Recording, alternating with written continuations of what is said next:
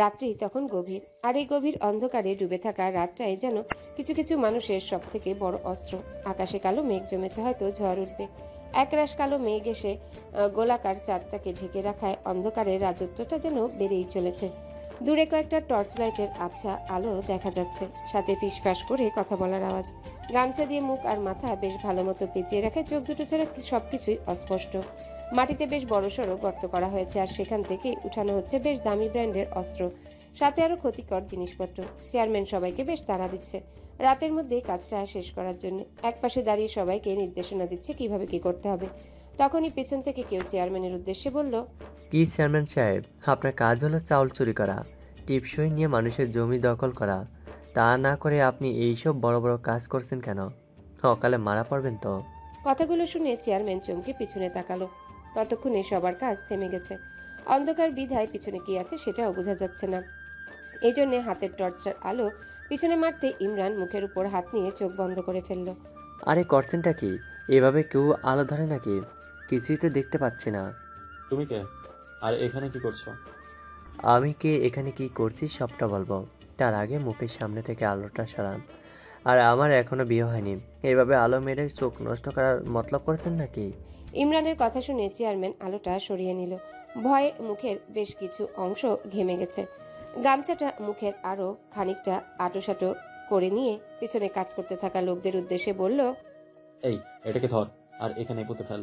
না থাকবে বাঁশ, না থাকবে বাঁশি।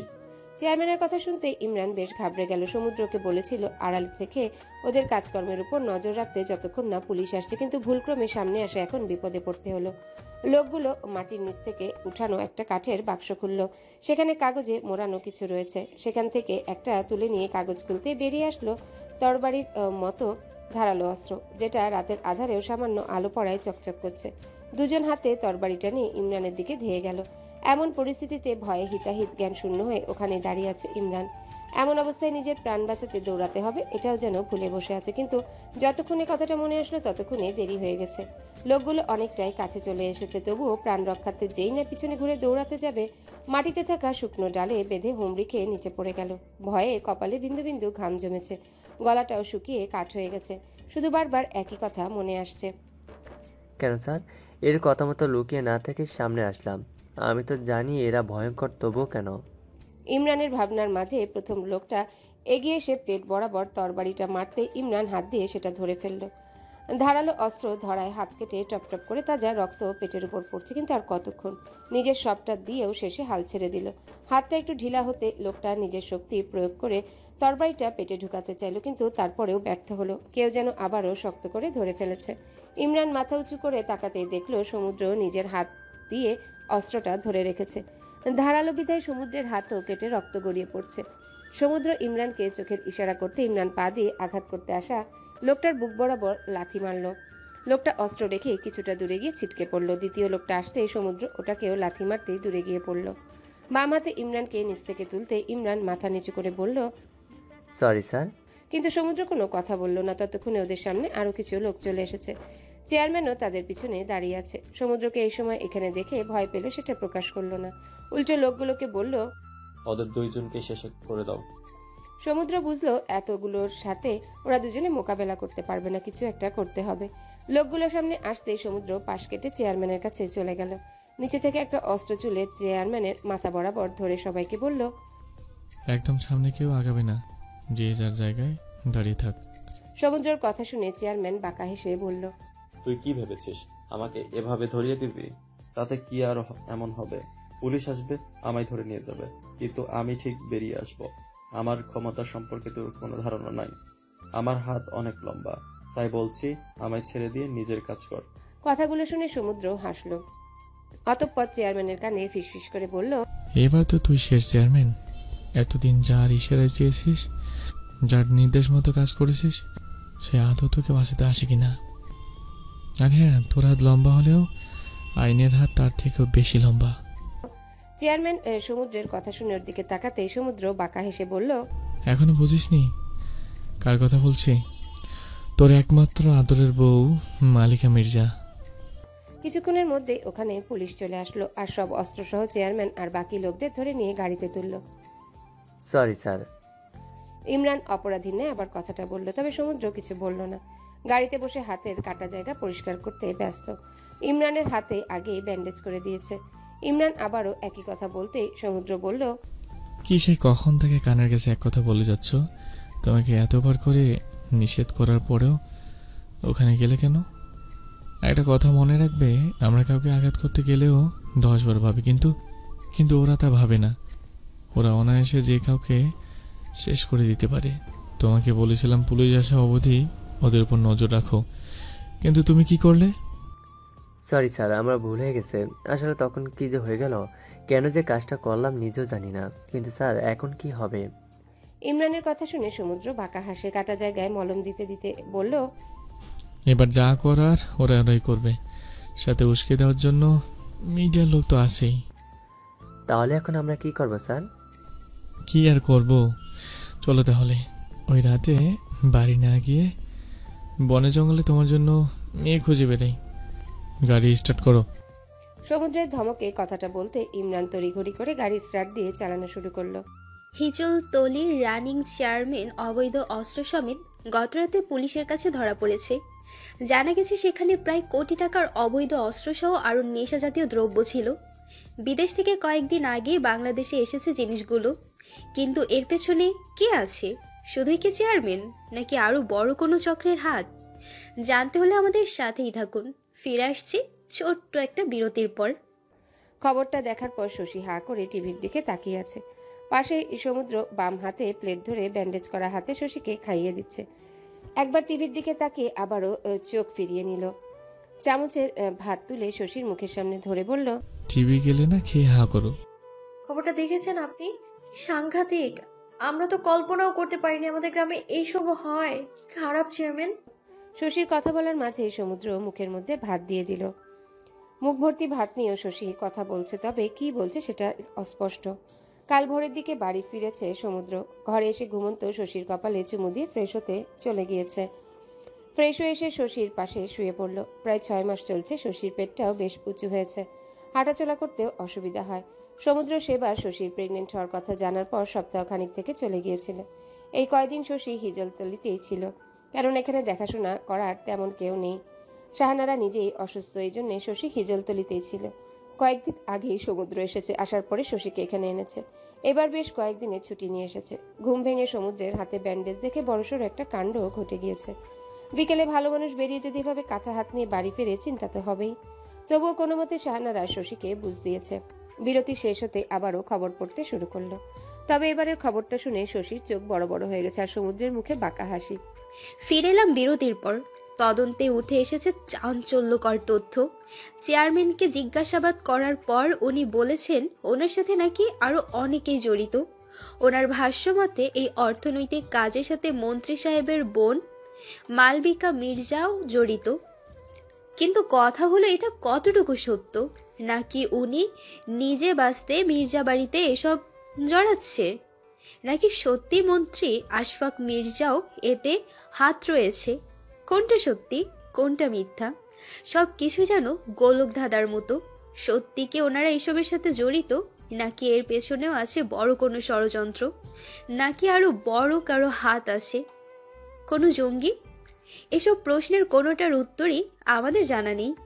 আপনারা দেখছেন আমরা এখন মির্জাবাড়ির সামনে আছি। আসলে সত্যিটা কি সেটা মালবিকা মির্জার মুখ থেকেই শুনতে চাই, কিন্তু উনি বাইরে আসবেন না বলেছেন।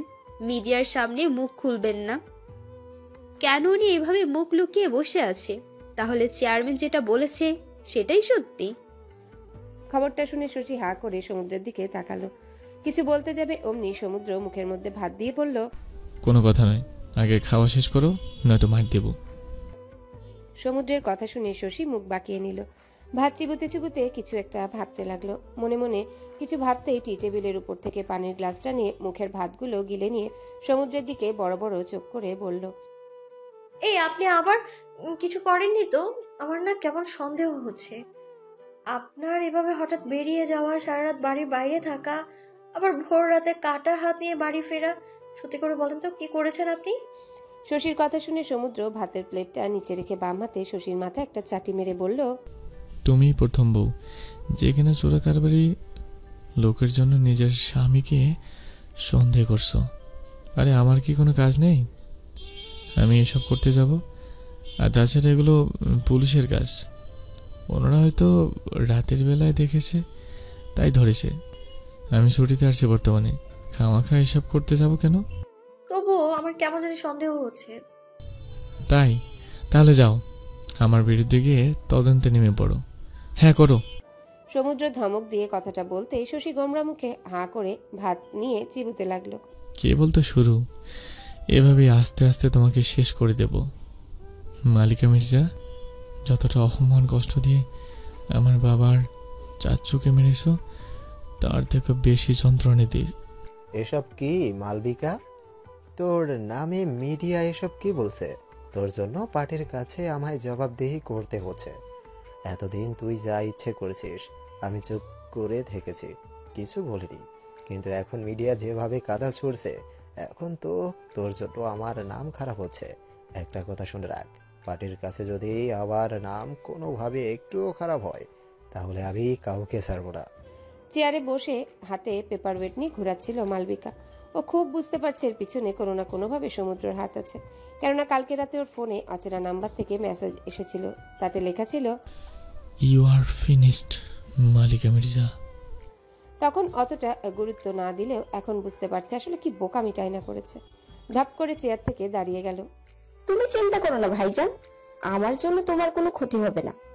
তাই যেন হয়, যত দ্রুত সম্ভব এটা শেষ করো। কথাটা বলে উনি চলে গেলেন। ওনার যাওয়ার দিকে তাকিয়ে মালবিকা দাঁতে দাঁত চেপে বলল, সময় এসেছে তোমাকে পাল্টা জবাব দেওয়ার। অনেক ছাড় দিয়েছি তোমায়, অনেকবার বেড়েছো তুমি। তুমি যেই খেলাটা শুরু করেছো সেটা শেষ আমিই করব সমুদ্র। এবার তোমার অস্ত্রে তোমাকেই বধ করব, নয়তো আমার নামও মালবিকা মির্জা নয়। মির্জাবাড়ির সামনে তখন অনেক লোকের সমাগম। নিউজ চ্যানেলের লোকেরা অধীর অপেক্ষায় আছে। টিভিতে দেখানো হচ্ছে বিভিন্ন মশলা মাখানো খবর। যেটা ঘটেছে তার সাথে মন গড়া আরো কিছু লাগিয়ে দিয়ে বেশ রসিয়ে রসিয়ে ছড়াচ্ছে। সবার অপেক্ষার অবসান ঘটিয়ে মালবিকা মির্জা বাইরে বেরিয়ে আসলো। উনি আসতেই এই সকলে যেন আরো বেশি ওনার দিকে ঝাঁপিয়ে পড়তে লাগলো। পুলিশ অনেক কষ্টে সেগুলো সামাল দিচ্ছে। ক্যামেরার সামনে এসে বেশ আরাম করে দাঁড়ালো মালবিকা। শাড়ির আঁচলটা কোমরের নিচ থেকে ঘুরিয়ে সামনে এনে হালকা হাসি দিয়ে মিডিয়ার লোকের উদ্দেশ্যে বলল, বলুন, কি জানতে চান আপনারা? হিজলতলি গ্রামের চেয়ারম্যান মকবুল আলী অবৈধ অস্ত্রসহ আরও বেশ কিছু নেশা জাতীয় দ্রব্য সমেত ধরা পড়েছে। তদন্তে আপনার নাম উঠে এসেছে। আমরা জানতে চাই চেয়ারম্যান যা বলেছে সেটা কি সত্যি, নাকি এর পেছনে আরও কোনো কারণ আছে? আর তাছাড়া উনি এত মানুষ থাকতে আপনার নামটাই কেন নিল? উনি নিজেকে বাঁচাতে এমনটা করেছে, নাকি ঘটনা কিঞ্চিত হলেও সত্যি? সবার এমন প্রশ্নে মালবিকা মোটেও বিরক্ত বোধ করলো না, বরং আরো উল্টো মুচকি হাসি দিয়ে বলল, দেখুন, বাংলায় একটা প্রবাদ বাক্য আছে। একজন বলল, এই তোর কান চিলে নিয়ে গেছে। সে আগে কানে হাত না দিয়ে চিলের পিছে দৌড়ায়। আপনাদের অবস্থাও ঠিক সেই রকম। কে কি বলেছে আপনারা সেটা নিয়ে আরো রংচং মিশিয়ে প্রকাশ করছে। আপনাদের কাছে না আছে কোনো প্রমাণ, আর না আছে কোনো এই কথার সত্যতা। আমাদের কাছে আরও একটা খবর এসেছে, ওই চেয়ারম্যানের সাথে নাকি আপনার গভীর কোনো সম্পর্ক আছে। মানে আমি বলতে চাইছি যে আপনারা নাকি লুকিয়ে বিয়েও করেছেন। এই কথাটার সত্যতা কতটুকু? এমন একটা কথা শোনার পরেও মালবিকার মুখে কোনো বিচলিত ভাব দেখা গেল না, বরং হালকা হেসে বলা শুরু করলো, আচ্ছা, আপনারা এসব কথা কোথায় পান বলুন তো? মানে কারোর সম্পর্কে একটু কিছু শুনলেই সেটাকে তিল থেকে তাল বানানোই আপনাদের কাজ। আচ্ছা, আমার একটা কথা বলুন তো। শুনেছি চেয়ারম্যানকে হাতে নাতে ধরতে কেউ একজন সাহায্য করেছে। এখন আপনারা আমায় বলুন, সে অত রাতে ওখানে কি করছিল? আর আমার সাথে যে হিজলতলি গ্রামের চেয়ারম্যানের বৈবাহিক সম্পর্ক আছে, এটার প্রমাণ কি? শুনুন, কখনো কখনো আমরা যা খালি চোখে দেখি সেটা কিন্তু সত্যি হয় না, অদেখাও কিছু থেকে যায়। আমার জানা মতে আমার কারোর সাথে কোনো প্রকার শত্রুতা নেই। কেউ হয়তো আমাকে ফাঁসানোর চেষ্টা করছে। যাই হোক, আশা করি আপনারা আপনাদের সব প্রশ্নের উত্তর পেয়ে গেছেন। কথাগুলো বলেই মালবিকা উঠে চলে গেল। তবে যাওয়ার আগে ঠোঁটের কোণে বাঁকা হাসিটা কেউ খেয়াল করলো না। হাতের ভারী ট্রলি ব্যাগটা টেনে এয়ারপোর্টের বাইরে আসলো রৌদ্র। আশেপাশটা দেখে নিয়ে সামনের দিকে হেঁটে গেল। আপাতত ওখানে কাজ শেষ, মাসখানেক পর একজনের সাথে দেখা করা লাগবে। যার হয়ে কাজ করবে সে এখন অন্য দেশে গিয়েছে, মাসখানেক পর ফিরবে। এই কয়দিন শুধু শুধু ওখানে বসে থাকার কোনো মানেই হয় না। এজন্য দেশে আসতে না মন চাইলেও আসতেই হলো। যদিও লিজা বলেছিল এই কয়দিন ওর বাসায় থাকতে, কিন্তু রৌদ্র থাকেনি। তাছাড়াও বাসা থেকে অনেক দিন দূরে আছে, এই জন্য এভাবে হুট করে চলে আসায় কাউকে জানানো হয়নি। এয়ারপোর্টের বাইরে এসে গাড়ি বুক করেছিল, কিছুক্ষণ দাঁড়াতেই গাড়ি চলে আসলো। গাড়িতে উঠে সিটে শরীরটা এলিয়ে দিয়ে চোখটা বন্ধ করে বিড়বিড় করে বলল, না চাইলেও আবার তোমার মুখটা দেখতে হবে। সারাক্ষণ তুমি আশেপাশে ঘুরে বেড়াবে। ইস, এই যন্ত্রণা আমি সইব কি করে? এটা যে বড়ই পীড়াদায়ক। বিছানায় বসে চোখ ভর্তি পানি নিয়ে সমুদ্রের দিকে তাকিয়ে আছে শশী। ওর সামনেই তৈরি হচ্ছে সমুদ্র। তৈরি হওয়ার ফাঁকে একবার শশীকে দেখে নিয়ে পুনরায় আয়নার দিকে তাকালো। সকাল থেকে মেয়েটাকে বোঝাতে বোঝাতে ক্লান্ত। এত করে বোঝানোর পরেও এখানে বসে বসে কান্না করছে। সমুদ্রকে চুপ থাকতে দেখে শশী আবারও বলা শুরু করলো, আপনি মিথ্যে বলছেন। আপনি আমায় যখন থাকবেনই না তখন শুধু শুধু কেন বলেছিলেন? এভাবে কাউকে মিথ্যে আশা দিতে হয় না। আমি এমন জেনেও আপনি কিভাবে আমায় মিথ্যে আশা দিলেন? বলে কিনা এবার আর তোমাকে ছেড়ে যাব না। কথা দিচ্ছি বাবুর মুখটা দুজনে একসাথেই দেখবো। তাহলে এখন এটা কি হলো? কথা রাখতে পারলেন না, দেন কেন তাহলে? কথাগুলো বলে নাক টেনে দুহাতে চোখের পানি মুছল শশী। সমুদ্র রেডি হয়ে হতাশ চোখে শশীর দিকে তাকালো। মেয়েটার বাবু আসার পর থেকে যেন একটু বেশি অবুঝ হয়ে গেছে। এত করে বোঝানোর পরেও বুঝতে চাইছে না। তবে আমারও কেমন যেন একটা ঝটকা লাগছে। এখন যে অবস্থা, এই সময় বাড়িতে থাকা খুবই প্রয়োজন। চাকরির দিকের অবস্থা বেশ একটা ভালো নয়। ওই মহিলা অনেক রেখে আছে, একটা সুযোগও হাতছাড়া করবে না। আমাকে কষ্ট দেওয়ার জন্য আমার পরিবারের উপর হামলা করবে। সব তো ঠিকই ছিল, তাহলে হঠাৎ পাকিস্তানের টেররিস্ট ওসমান বর্ডারের এত কড়া সিকিউরিটি ভেদ করে বাংলাদেশে ঢুকে পড়লো কিভাবে? নাকি এর পিছনেও অন্য কোনো উপর মহলের হাত রয়েছে? কথাগুলো ভেবে একটা লম্বা শ্বাস নিল সমুদ্র। শশীর কাছে গিয়ে ওর পায়ের কাছে হাঁটু মুড়ে বসলো। শশীর হাত দুটো নিজের হাতের মুঠোয় পুড়ে সেখানে বেশ সময় নিয়ে চুমু খেলো। মাথাটা ওর কোলের মধ্যে রেখে ফুলে যাওয়া পেটটাতে চুমু দিয়ে বলল, তোমাকে রাতে কি বললাম শশী? এখন ওখানে আমার দরকার। ওই টেররিস্ট খুব বিপজ্জনক। কে জানি কোথায় কোথায় বম ফিট করে রেখেছে। এটা আমার দায়িত্ব শশী। আর আমি একজন অফিসার হয়ে কিভাবে নিজ দায়িত্বকে এভাবে অবহেলা করি? আর আমি কি? ওখানে তো আরো অনেকেই আছে। তারপরেও আপনাকে দরকার। আর আমার কাছে তো কেউ নেই আপনি ছাড়া। আপনাকে যে আমার আরো বেশি দরকার সমুদ্র। আপনি তো ছুটিতে ছিলেন, তাহলে কিভাবে আপনাকে এভাবে ডাকে ওনারা? এত বড় টেররিস্ট যদি আপনার কিছু হয়ে যায় তাহলে আমার কি হবে? আর যে আসছে তারই বা কি হবে বলুন? আপনি তো আমায় কথা দিয়েছিলেন যে আমরা একসাথে বাবুকে দেখবো। তাহলে শশীর কথা শোনার পর সমুদ্র মুচকি এসে শশীর কপালে চুমু দিল। শশীর পাশে বসে ওর মাথাটা নিজের বুকের সাথে চেপে ধরে বলল, তুমি তো আমার শক্তি, আমার ভালোবাসা, কিন্তু আমার দায়িত্বটাও পালন করতে হবে। এতগুলো মানুষের জীবন হুমকিতে ফেলে আমি কিভাবে ছুটি কাটাতে পারি শশী? তুমি তো আমাকে বোঝাবে, আমাকে উৎসাহ দিবে। সেই তুমি যদি এভাবে কান্না করো তাহলে আমি ওর সাথে লড়তে পারবো? একে তো মা অসুস্থ, এখন যদি তুমি ওইভাবে ভেঙে পড়ো তাহলে ওদের সামলাবে কে? আমার অবর্তমানে তুমিই তো ওদের দেখবে শশী। কখনো ভেঙে পড়ো না। সবসময় একটা কথা মনে রাখবে, তুমি একজন আর্মি অফিসারের স্ত্রী। তোমার স্বামী দেশের জন্য লড়াই করবে, তার অর্ধাঙ্গিনী হয়ে আমার এতটা দুর্বল হওয়া উচিত কি মানায়? আমি কিচ্ছু জানি না। আমি কি, আমার স্বামী কি, এই সব কিছু আমি জানতে চাই না। আমি শুধু জানি আপনি আমার কাছে থাকবেন, খুব সাধারণ হয়ে, কোনো দায়িত্ব কর্তব্য থাকবে না। সবার চিন্তা আপনার মাথায় শুধু আমাদের বাদে। আমি এতটা বুঝদার হতে চাই না সমুদ্র, যতটা বুঝদার হলে আপনার থেকে দূরে থাকতে হবে। আমার শুধু আপনাকে চাই। এতবার বোঝানোর পরেও যখন শশী বুঝলো না, তখন সমুদ্র হাল ছেড়ে দিল। এবার ওকে কঠিন হতেই হবে, এভাবে হবে না। অনেকটা দেরি হয়ে গেছে, এবার বেরোতেই হবে। উঠে দাঁড়িয়ে গেল সমুদ্র। প্রয়োজনীয় জিনিসপত্রগুলো সব দেখে নিয়ে শশীর দিকে তাকিয়ে গম্ভীর স্বরে বলল, নিজের খেয়াল রেখো। যাওয়ার পর হয়তো যোগাযোগ করতে পারবো না, এদিকে এসব নিয়ে চিন্তা করতে হবে না। আমি ইমরানকে সবটা বুঝিয়ে দিয়েছি। অকারণে বাইরে যাওয়ার দরকার নেই। আর এই অবস্থায় বেশি হাঁটাহাঁটি করো না। আসছি আমি। কথাগুলো বলে সমুদ্র দরজার দিকে যেতে গেলে শশী পেছন থেকে ডেকে উঠল। ভারী পেট নিয়ে অনেক কষ্টে বিছানা থেকে উঠে দাঁড়ালো। সমুদ্র পিছনে দাঁড়িয়ে বলল, আপনি অনেক নিষ্ঠুর সমুদ্র। আপনার সবার চিন্তা আছে, শুধু নিজের ছাড়া। জানি আপনি শুনবেন না, কারণ আপনার কাছে সবার থেকে নিজের দায়িত্বটাই আগে। শেষবারের মতো একটা আবদার করছি, যাওয়ার আগে আমায় শক্ত করে একবার জড়িয়ে ধরবেন প্লিজ। অনেক কষ্ট হচ্ছে, জড়িয়ে ধরলে একটু শান্তি লাগতো। শশীর কথায় সমুদ্র কিছু বলল না। হাতের ব্যাগটা নামিয়ে রেখে পেছনে ঘুরে তাকালো। শক্ত মুখে শশীর দিকে এগিয়ে গিয়ে ওকে শক্ত করে জড়িয়ে ধরল। সমুদ্রের বুকে মুখ গুজে হাউমাউ করে কাঁদছে শশী। তবে সমুদ্র একবারের জন্য ওকে থামালো না। শশীর ঘাড়ে মুখ গুজে বেশ সময় নিয়ে চুমু খেলো। বেশ কিছুক্ষণ পরে শশীকে ছেড়ে দিয়ে যেতে গেলে শশী সমুদ্রের হাত চেপে ধরে বলল, আমিও যাব, মানে নিচে অবধি প্লিজ। শশীর এই আবদারে সমুদ্র নিষেধ করলো না। পেছন থেকে ওর কাঁধ জড়িয়ে ধরে আস্তে আস্তে ওকে নিচে নামিয়ে আনলো। সেখানে শাহানারা আর জয় বসেছিল। শাহানারাও বেশ অসুস্থ।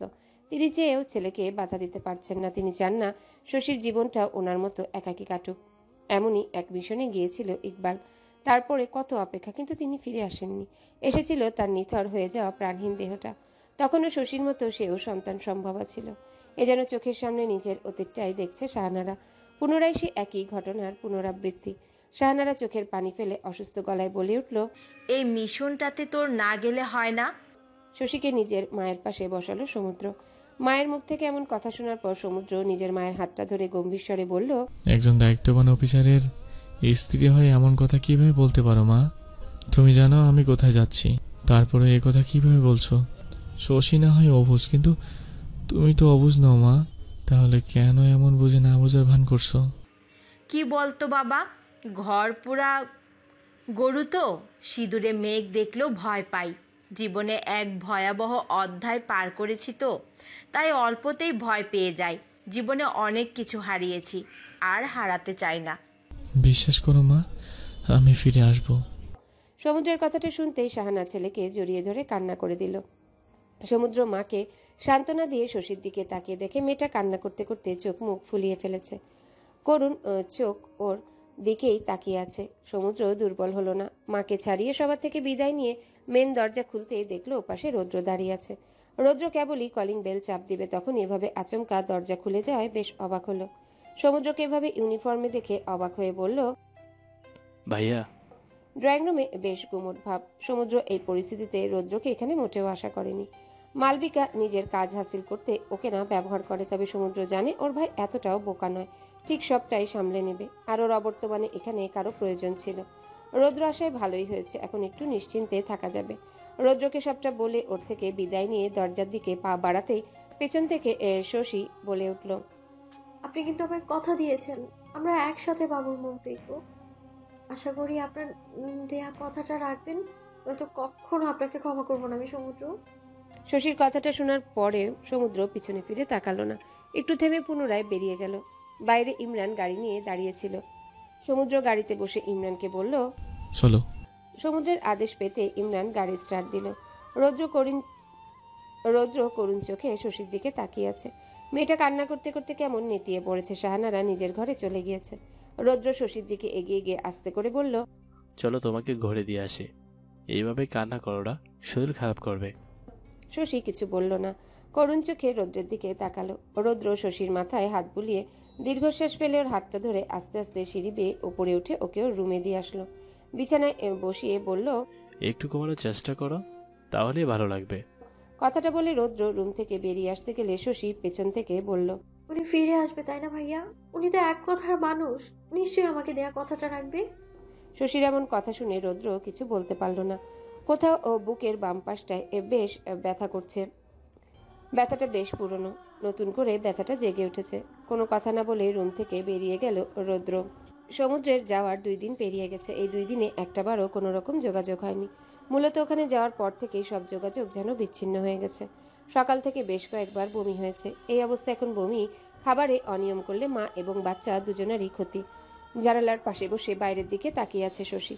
সমুদ্র যাওয়ার পর দিন থেকে ওদের বাড়ি থেকে কিছুটা দূরে একটা কালো গাড়ি দাঁড়িয়ে থাকে। প্রথমে অতটা খেয়াল না করলেও এই 2 দিনে বেশ চোখে পড়েছে। শশী ভাবলো হয়তো সমুদ্র ওদের পাহারার জন্য কাউকে রেখে গেছে, এজন্য বেশি মাথা ঘামালো না। পেটের নিচের দিকটায় বেশ ব্যথা করছে, এই জন্য নরম বালিশটা রেখে তাতে ভর দিয়ে বসে আছে। এবার একটু কম লাগছে।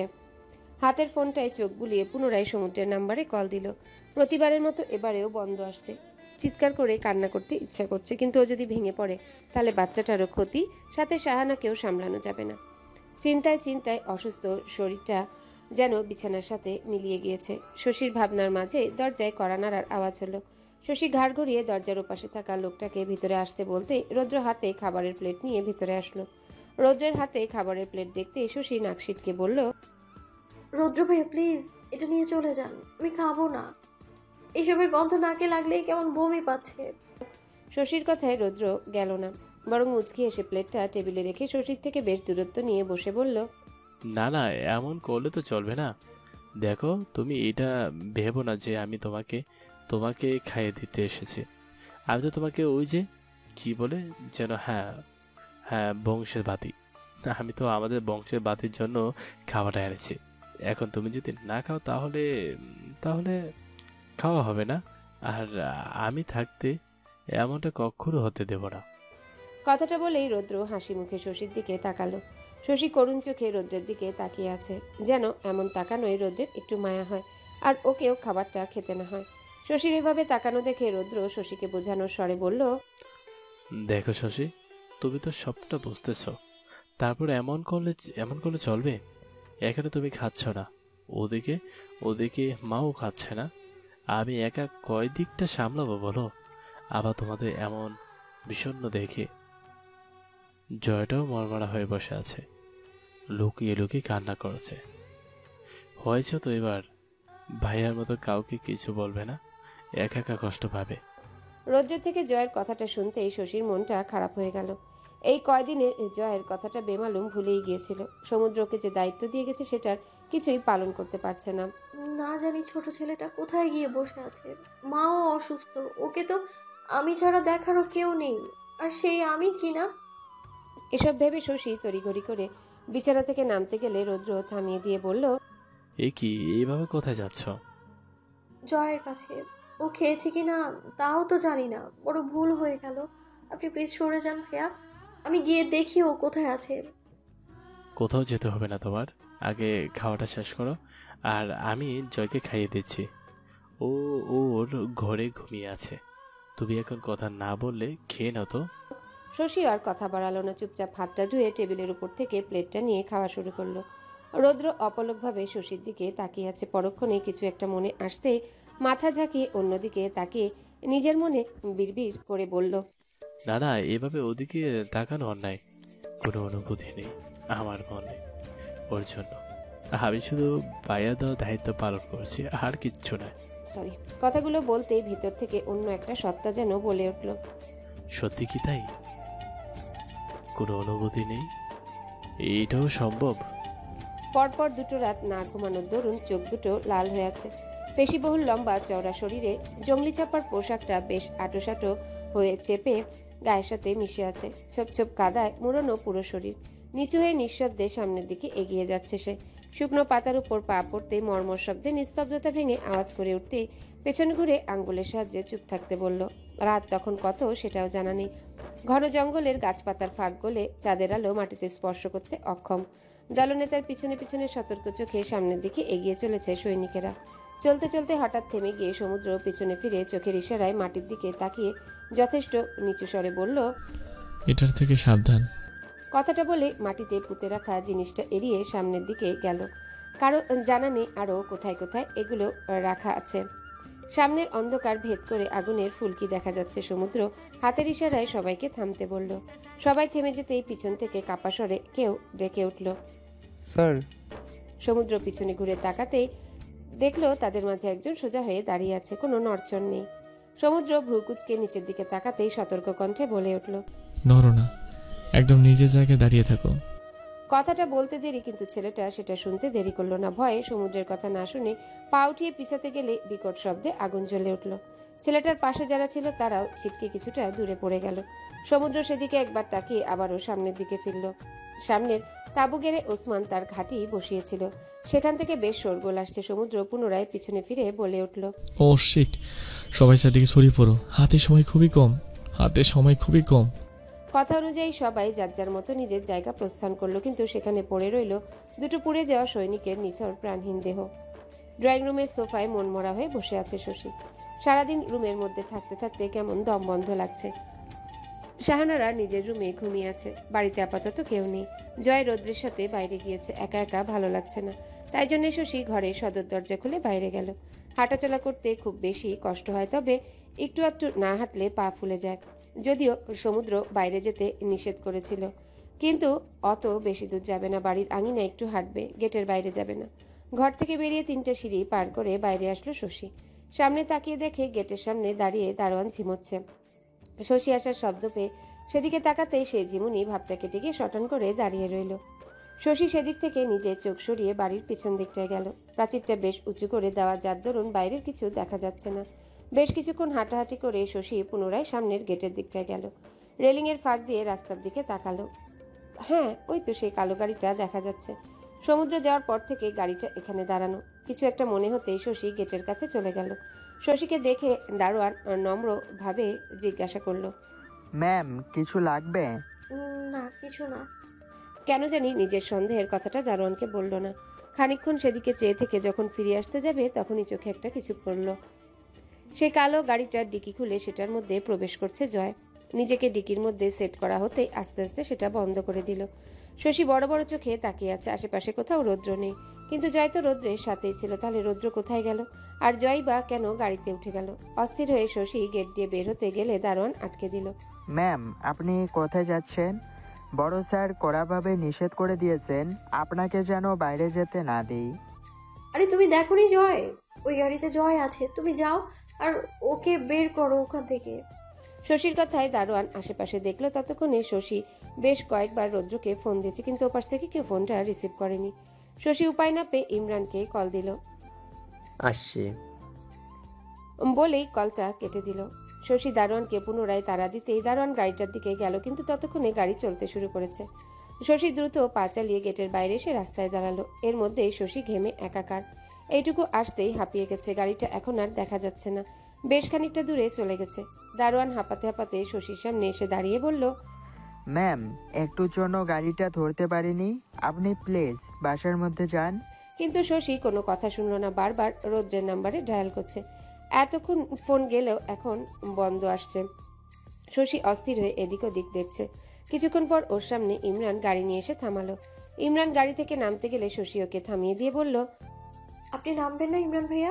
জলদি গাড়ি স্টার্ট করুন। ওই গাড়িটা এইদিকে গিয়েছে, এতক্ষণে হয়তো অনেকটা দূরে চলে গিয়েছে। প্লিজ আপনি গাড়িটার পিছু করুন। কথাটা বলে শশী গাড়িতে উঠে বসলো। ইমরান পিছনে তাকিয়ে শশীর দিকে তাকিয়ে বলল, কিন্তু আপনি কোথায় যাচ্ছেন? আপনি বাসায় যান, আমি দেখছি। আমি তো বললাম আমি যাব, আপনি গাড়ি স্টার্ট করুন ইমরান ভাইয়া। কিন্তু ম্যাম স্যার। সেটা আমি বুঝে নেব। আপনাকে যেটা বললাম সেটা করুন আপনি, এটা আমার আদেশ। প্লিজ জলদি গাড়ি স্টার্ট দিন, নয়তো আমরা ওই গাড়িটা আর ধরতে পারবো না। শশীর গম্ভীর কণ্ঠস্বর শুনে ইমরান আর না করতে পারল না। চুপচাপ গাড়ি স্টার্ট দিয়ে সামনের দিকে গেল।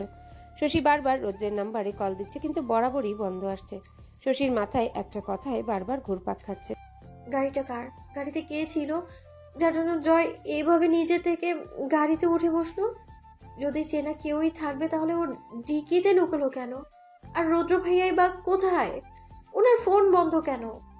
সকাল সকাল রৌদ্রের মধ্যমা আঙ্গুল ধরে সাদা স্কুল ড্রেসটা পরে সবার থেকে বিদায় নিয়ে বেরিয়ে গেল জয়। সদর দরজা খুলে বাইরে বেরিয়ে যখনই গাড়িতে উঠতে যাবে তখনই জয় বায়না ধরলো আইসক্রিম খাওয়ার। এখনো তোদের স্কুলের সামনে থেকে কিনে দেব, এখন দেরি হয়ে যাবে, জলদি গাড়িতে গিয়ে বস। না না মেজো ভাইয়া, তুমি এক্ষুনি কিনে দিবে। যদি না দাও তাহলে আমি এখানে বাবু হয়ে বসে পড়বো, তখন তো আরো দেরি হয়ে যাবে। তখন কি করবে? জয়ের কথা শুনে রৌদ্র কোমরে হাত রেখে জয়ের দিকে তাকালো। কিছুক্ষণ চেয়ে থেকে অগত্যা রাজি হয়ে গেল। জয়কে দাঁড়িয়ে থাকতে বলে নিজে আইসক্রিম আনতে গেল, কিন্তু জয় তো নাছরবান্দা, সেও যাবে। জয়ের পিছু পিছু সেও গেল। রাস্তা পার হয়ে দোকান থেকে আইসক্রিম কিনে জয়ের হাতে দিতেই জয় খুলে খাওয়া শুরু করলো। রৌদ্র তার মানিব্যাগটা থেকে টাকা বের করে যখনই দিতে যাবে তখনই রৌদ্রের পাশে আরেকটা হাত দেখতে পেল। সেও 100 টাকার একটা নোট বাড়িয়ে দিয়ে বলল, আইসক্রিমের টাকাটা এখান থেকে রাখুন। পরিচিত কণ্ঠ পেয়ে রৌদ্র ঘাড় ঘুরিয়ে পাশে তাকিয়ে জোসেফকে দেখে অনেকটাই অবাক হয়ে গেল। জোসেফ মুচকি হেসে বাকি টাকাটা নিয়ে পকেটে রেখে বলল, কিরে অমন হ্যাঁ করে আছিস কেন? তুই এখন এখানে? রৌদ্র অবাক হয়ে কথাটা বলতে জোসেফ হেসে ফেলল। জয়ের দিকে তাকিয়ে হাই দিয়ে পুনরায় রৌদ্রের দিকে তাকালো। কেন, এখানে থাকলে কি কোনো সমস্যা? আরে হঠাৎ করে বাবা অসুস্থ হয়ে গেল, তাই আমাকেও তড়িঘড়ি করে চলে আসতে হলো। এই কয়দিন এত ব্যস্ত ছিলাম যে তোর সাথে যোগাযোগের সময় পাইনি। আজকে এই দিকটায় একটা কাজ ছিল, তাই এই জন্য আসছিলাম। আর দেখ, তোর সাথে দেখাও হয়ে গেল।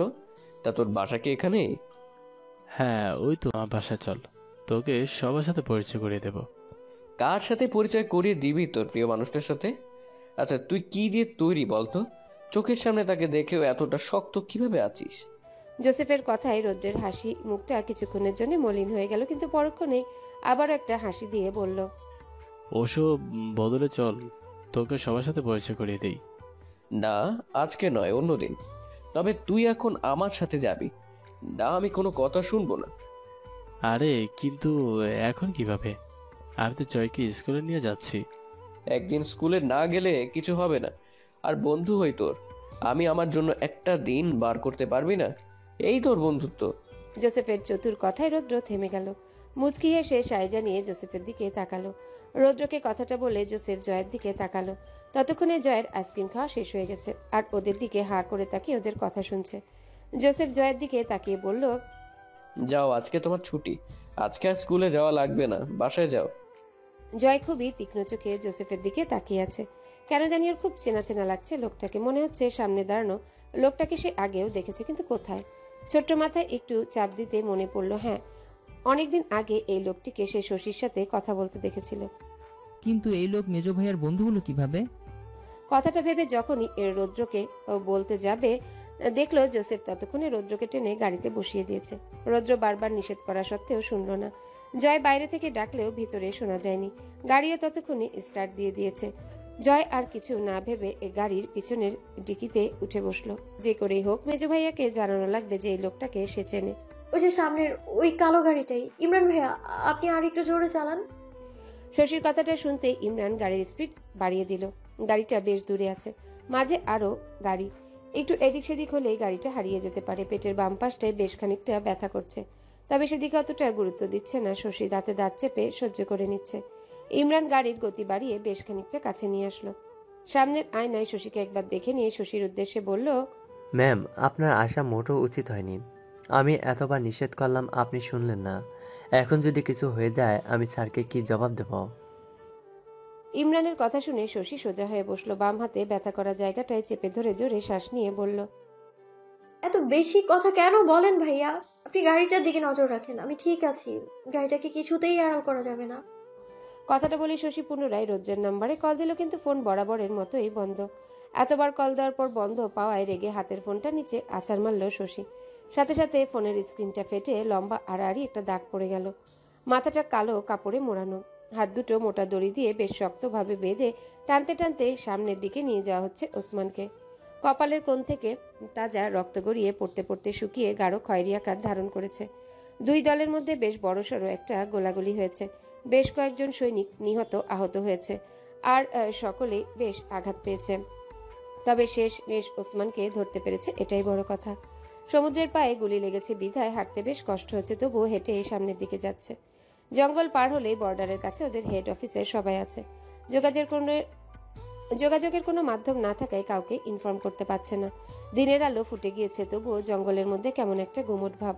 ওসমানও বেশ আঘাত পেয়েছে। সামনের সৈনিক দড়ি ধরে হ্যাচকা টানতেই নিচে পড়ে গেল। সমুদ্র চোখের ইশারায় ওসমানকে তুলতে বলল। অন্য একজন পিছন থেকে জামার কলার ধরে টেনে দাঁড় করিয়ে দিল। বেশ খানিক দূর যাওয়ার পর আচমকাই সমুদ্র থেমে গেল। কেমন শক্ত হয়ে দাঁড়িয়ে আছে। দলনেতাকে দাঁড়িয়ে যেতে দেখে সকলে দাঁড়িয়ে পড়ল। পেছনে তাকিয়ে সমুদ্রের পায়ের দিকে সকলে আতঙ্কিত চোখে তাকালো। বাম পায়ের নিচে যেন সাক্ষাৎ মরণ। সমুদ্র কেমন শক্ত হয়ে দাঁড়িয়ে আছে। যে প্রথম থেকে সবাইকে সতর্ক করছিল এটার থেকে সাবধান থাকতে, শেষে কিনা সেই বিপদে পড়ল। সামনে থেকে একজন নরম কণ্ঠে বলল, স্যার এইটা। সমুদ্র শক্ত কাটকাট গলায় বলে উঠল, কিচ্ছু হয়নি তোমার, সামনে এগিয়ে যাও। তারপর বাংলাদেশ আর্মি ওকে পাকিস্তান পুলিশের কাছে হস্তান্তর করবে। মনে রেখো, এটা তোমার দায়িত্ব। আর হ্যাঁ, আমার চিন্তা করো না, দেশ থেকে এমন জঞ্জাল দূর করতে কিছু প্রাণের অহেতুক দিতেই হয়। কিন্তু স্যার আপনি... বললাম তো, আমার কিচ্ছু হয়নি। তোমরা এগিয়ে যাও, তোমাদের দায়িত্ব পালন করো। Yes sir. সকলে সমুদ্রকে স্যালুট দিয়ে ওসমানকে নিয়ে সামনের দিকে এগিয়ে গেল। চোখে পানি টলটল করলে উপরে সেটা প্রকাশ করলো না। সমুদ্র ওদের দিকে তাকে একটা প্রাপ্তির হাসি দিয়ে ওদের সামনে এগিয়ে যাওয়ার অনুমতি দিল। ওসমানকে নিয়ে সকলে সামনের দিকে চলে গেল। শুধু দাঁড়িয়ে থাকলো এক সমুদ্র, কেননা ওখান থেকে এক চুল নড়লেও মৃত্যু অবধারিত।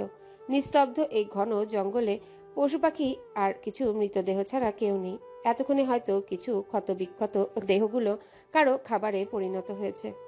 আকাশের দিকে তাকিয়ে লম্বা একটা শ্বাস নিল সমুদ্র। চোখটা বন্ধ করে মাথাটা নিচু করে নিল। চোখের কোণে পানি জমেছে, তবে এটা মৃত্যুর ভয় নয়, কাউকে দেওয়া কথা না রাখতে পারার ভয়, কারো থেকে ক্ষমা না পাওয়ার ভয়। নিজেকে ভীষণ রকম অসহায় লাগছে। বীর সাহসী একজন সৈনিকও নিজেকে অসহায় ভাবছে। হ্যাঁ, আজকে সমুদ্র অসহায়, ভীষণ রকমের অসহায়, অপারক। সে আশা ভরা চোখে সামনের দিকে তাকালো, শুধুমাত্র একটা প্রাণের আশায়। কিন্তু না, কেউ নেই, সবটা শূন্য। চোখটা বন্ধ রেখে বিড়বিড় করে বলল, আমায় ক্ষমা করো না শশী, আমি তোমায় দেওয়ার কথা রাখতে পারলাম না। কথা দিয়েছিলাম মৃত্যুকে হারিয়ে ঠিক তোমার কাছে ফিরে আসব, কিন্তু মৃত্যুকে হারানো যে বড়ই কঠিন। মৃত্যু এক অপ্রিয় সত্যি, যেটা মেনে নিতে হবে। অপেক্ষা করো না, নিজেকে সামলে নিও। কথাগুলো বলেই আস্তে আস্তে পাটা সরিয়ে নিল সমুদ্র। বিকট শব্দে জঙ্গলটা যেন কেঁপে উঠল। জঙ্গলের মাছ থেকে সাদা কালো ধোঁয়ায় চারিদিক ছেয়ে গেল, সাথে বিদঘুটে গন্ধ। বিধ্বস্ত অবস্থায় হসপিটালে চেয়ারে বসে আছে শশী। হাতের কনুই থেকে তাজা রক্ত বেয়ে পড়ছে। কপালের কোণে কাটা জায়গা থেকে রক্ত ঝরতে ঝরতে শুকিয়ে গেছে। ফোলা পেটটার মধ্যে থাকা ছোট্ট প্রাণটাও বোধহয় মায়ের ব্যথা সহ্য করতে না পেরে তুলকালাম কাণ্ড বাঁধিয়ে ফেলেছে। এত এত যন্ত্রণার মাঝেও শক্ত হয়ে নড়াচড়াবিহীন স্তব্ধ হয়ে বসে আছে, যেন কোনো ব্যথায় তাকে কাবু করতে পারছে না। চোখ থেকে পানি গড়িয়ে পড়তেও যেন তার কাছে অনুমতি চাইছে। ঠিক তখনই হসপিটালে লাগানো মাঝারি সাইজের টিভির মধ্যে চলতে থাকা খবরের চ্যানেলে মেয়েটা সমস্ত নীরবতা ভেঙে বলে উঠল, পাকিস্তানের পলাতক টেরোরিস্ট ওসমান বাংলাদেশ বর্ডারের কাছ থেকে আর্মিদের কাছে ধরা পড়েছে। এতে অনেক সৈনিক নিহত এবং আহত হয়েছে। এইমাত্র পাওয়া খবরে জানা গেছে উচ্চ পদস্থ অফিসার এবং এই মিশনের লিডার সমুদ্র বোমা হামলায় নিহত হয়েছে। তার পুড়ে যাওয়া ক্ষত বিক্ষত বডি আর্মিরা উদ্ধার করেছে। এইটুকুই কানে গেল। মেয়েটা হয়তো আরো কিছু বলল, তবে সেগুলোর কিছুই শশীর কানে গেল না। মাথার মধ্যে ভন ভন করে ঘুরছে, কানের মধ্যে কেমন শোষ আওয়াজ করছে। পেটের ব্যথাটাও এবার সহ্যে সীমানা পার করে ফেলল, তবু একটুও শব্দ করল না। ক্লান্ত চোখের পাতাটা ফেলতেই এক ফোঁটা পানি গড়িয়ে পড়ল গাল বেয়ে। উফ, এত যন্ত্রণা সহ্য করতে যে দম বন্ধ হয়ে আসছে। চোখটা বন্ধ করে বিড়বিড় করে একটা বাক্য আওড়ালো শশী, আপনি আমায় কথা দিয়েছেন সমুদ্র, ক্ষমা করব না আমি আপনাকে। কালো রঙের গাড়িটা বেশ বড়সড় একটা বাড়ির সামনে এসে থামলো। জোসেফ রৌদ্রকে গাড়ি থেকে নামিয়ে নিয়ে বাড়িটার ভেতর প্রবেশ করলো। গাড়ি থেমে গেছে ভেবে জয় ও ডিকি থেকে বের হলো। হাঁটু মোড়া দিয়ে গাড়ি থেকে নেমে হাঁটু আর প্যান্ট ভালো মতো ঝেড়ে নিল। সাদা ইউনিফর্মটাই ধুলোয় লেগে গেছে। ভালো মতো ঝেড়ে ঝুড়ে সামনের দিকে তাকালো। কাঁধের স্কুল ব্যাগটা কাঁধ থেকে একটু ঢিলা করে আশেপাশে তাকালো।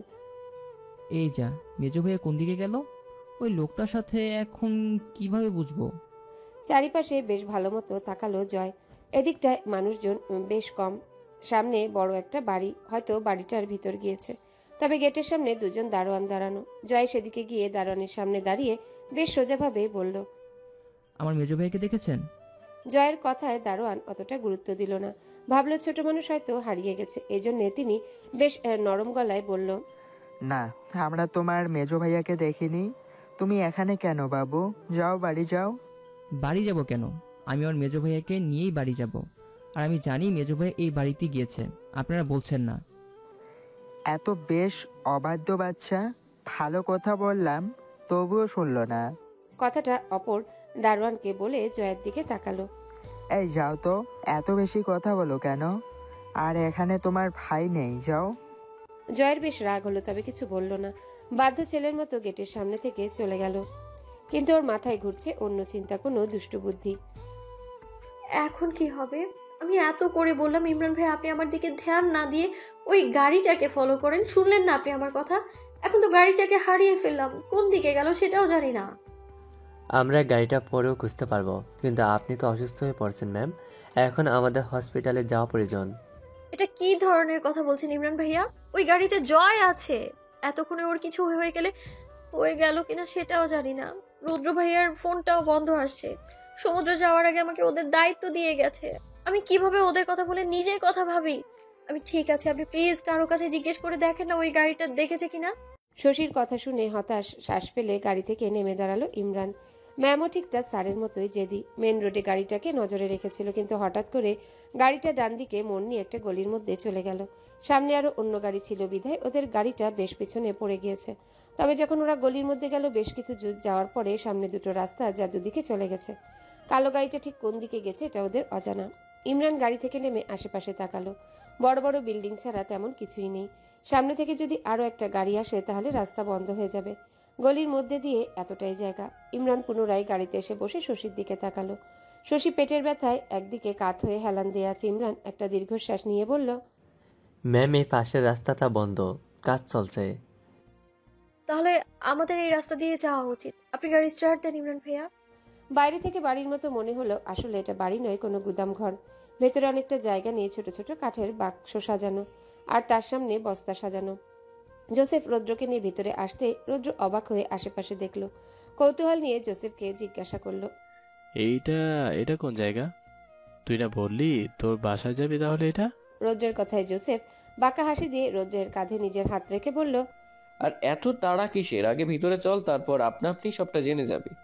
জোসেফের কথাটা রৌদ্রের তেমন পছন্দ হলো না। কাঁধ থেকে জোসেফের হাত সরিয়ে বলল, আজকে নয়, অন্য কোনো দিন আসবো। এখন আমাকে যেতে হবে। জয় বাসায় গিয়ে কিনা তাও জানি না। তুই আমার ফোনটা দে, আমি বাড়িতে যাব। আরে যাবে যাবে, এ তো তারা কিসের? প্রথমবার আসলে কোনো আপ্যায়ন ছাড়াই যেতে দেব? তা আবার হয় নাকি? জানো না, অতিথি সম্মানীয় ব্যক্তি। পেছন থেকে আসা মেয়েলি স্বরে জোসেফ রৌদ্র দুজনেই সেদিকে তাকালো। মালবিকাকে দেখে জোসেফ বাঁকা হাসি দিলেও রৌদ্র অবাক চোখে মালবিকার দিকে চেয়ে আছে। এই মহিলাকে ও চেনে, মায়ের কাছ থেকে জেনেছে চাচ্চুর সাথে এই মহিলার সম্পর্ক ছিল। তবে সেটা অর্ধেক, পুরো সত্যিটা সমুদ্র থেকে শোনা, যেটা ওর মায়েরও অজানা। মালবিকাকে দেখে রৌদ্র রাগি চোখে তাকিয়ে বলল, আপনি এখানে? আর জোসেফ, এই মহিলা এখানে কি করছে? ওকে আমার সামনে থেকে সরে যেতে বল, নয়তো আমার হাত কেন খুন হয়ে যাবে। কথায় বলে নরম মনের মানুষের রাগ ভয়ঙ্কর হয়, তবে তারা সেটা প্রকাশ করে না। সবসময় যারা চুপ করে থাকে, রাগলে তারা ভয়ঙ্কর রূপ ধারণ করে। রৌদ্রও ঠিক সেই রকম। রৌদ্রের এমন কথা শুনে মালবিকা হেসে সামনে রাখা চেয়ারে বসলো। অতঃপর বাঁকা হেসে বলল, এত রাগ? কিন্তু আমার জানা মতো তুমি তো রাগ করতেই পারো না। তবে তোমার রাগ করাটা স্বাভাবিক। আসলে তুমি না ঠিক অভিকের মতো হয়েছো, প্রচন্ড বোকা। স্বল্প কথায় যে কাউকে বিশ্বাস করে ফেলো। সে কে, তার পরিচয় কি, এসবের কোনো খোঁজ না নিয়ে বন্ধুত্ব করে ফেলো। তবে তোমার বড় ভাই সম্পূর্ণ আলাদা, এর জন্যই তো ওকে শেষ করতে আমার এত পরিকল্পনা করতে হলো। মালবিকার কথা শুনে রৌদ্র রেগে তেড়ে এসে মালবিকার সামনে দাঁড়িয়ে বলল, কি করেছেন আমার ভাইয়ের সাথে? তেমন কিছু করিনি, শুধু আস্তে করে আমার রাস্তা থেকে সরানোর ব্যবস্থা করেছি। এতক্ষণে হয়তো সরেও গেছে। ঠিক তোমার বাবা কাকাকে যেভাবে আমার রাস্তা থেকে সরিয়েছিলাম তেমন ভাবে। রাগে রৌদ্রর মুখ লাল হয়ে গেছে, পুরো শরীর কাঁপছে। তবে মালবিকার কথা শুনে রৌদ্র অবাক হলো। ওর বাবার চাচ্চুর মৃত্যুর পিছনে এর হাত ছিল, কই ও তো জানে না। তাই রৌদ্র বুঝতে না পেরে বলল, মানে? আচ্ছা, তাহলে আমাদের রৌদ্রবাবু দেখি কিছুই জানে না, সমুদ্র দেখি তোমাকে কিছুই জানায়নি। ওকে, ব্যাপার না, আমি তোমাকে সবটা জানাচ্ছি। কি বলো তো, কারো শেষ ইচ্ছাটা পূরণ করা আরেকজনের কর্তব্য। তোমার বাবা ছিল একজন সৎ আর্মি অফিসার, ঠিক সমুদ্রের মতো। তো সৎ হবে ভালো কথা, ঘুরে ফিরে আমাদের পিছনে লাগতে আসার কি দরকার ছিল? এর জন্য তো পুলিশ ছিলই। কিন্তু না, ওনার তো সব বিষয়ে নাক গলানোর স্বভাব। আমার বিজনেসের দিকে ঝোঁকটা বেশি ছিল, সাথে ছিল টাকার প্রতি লোভ।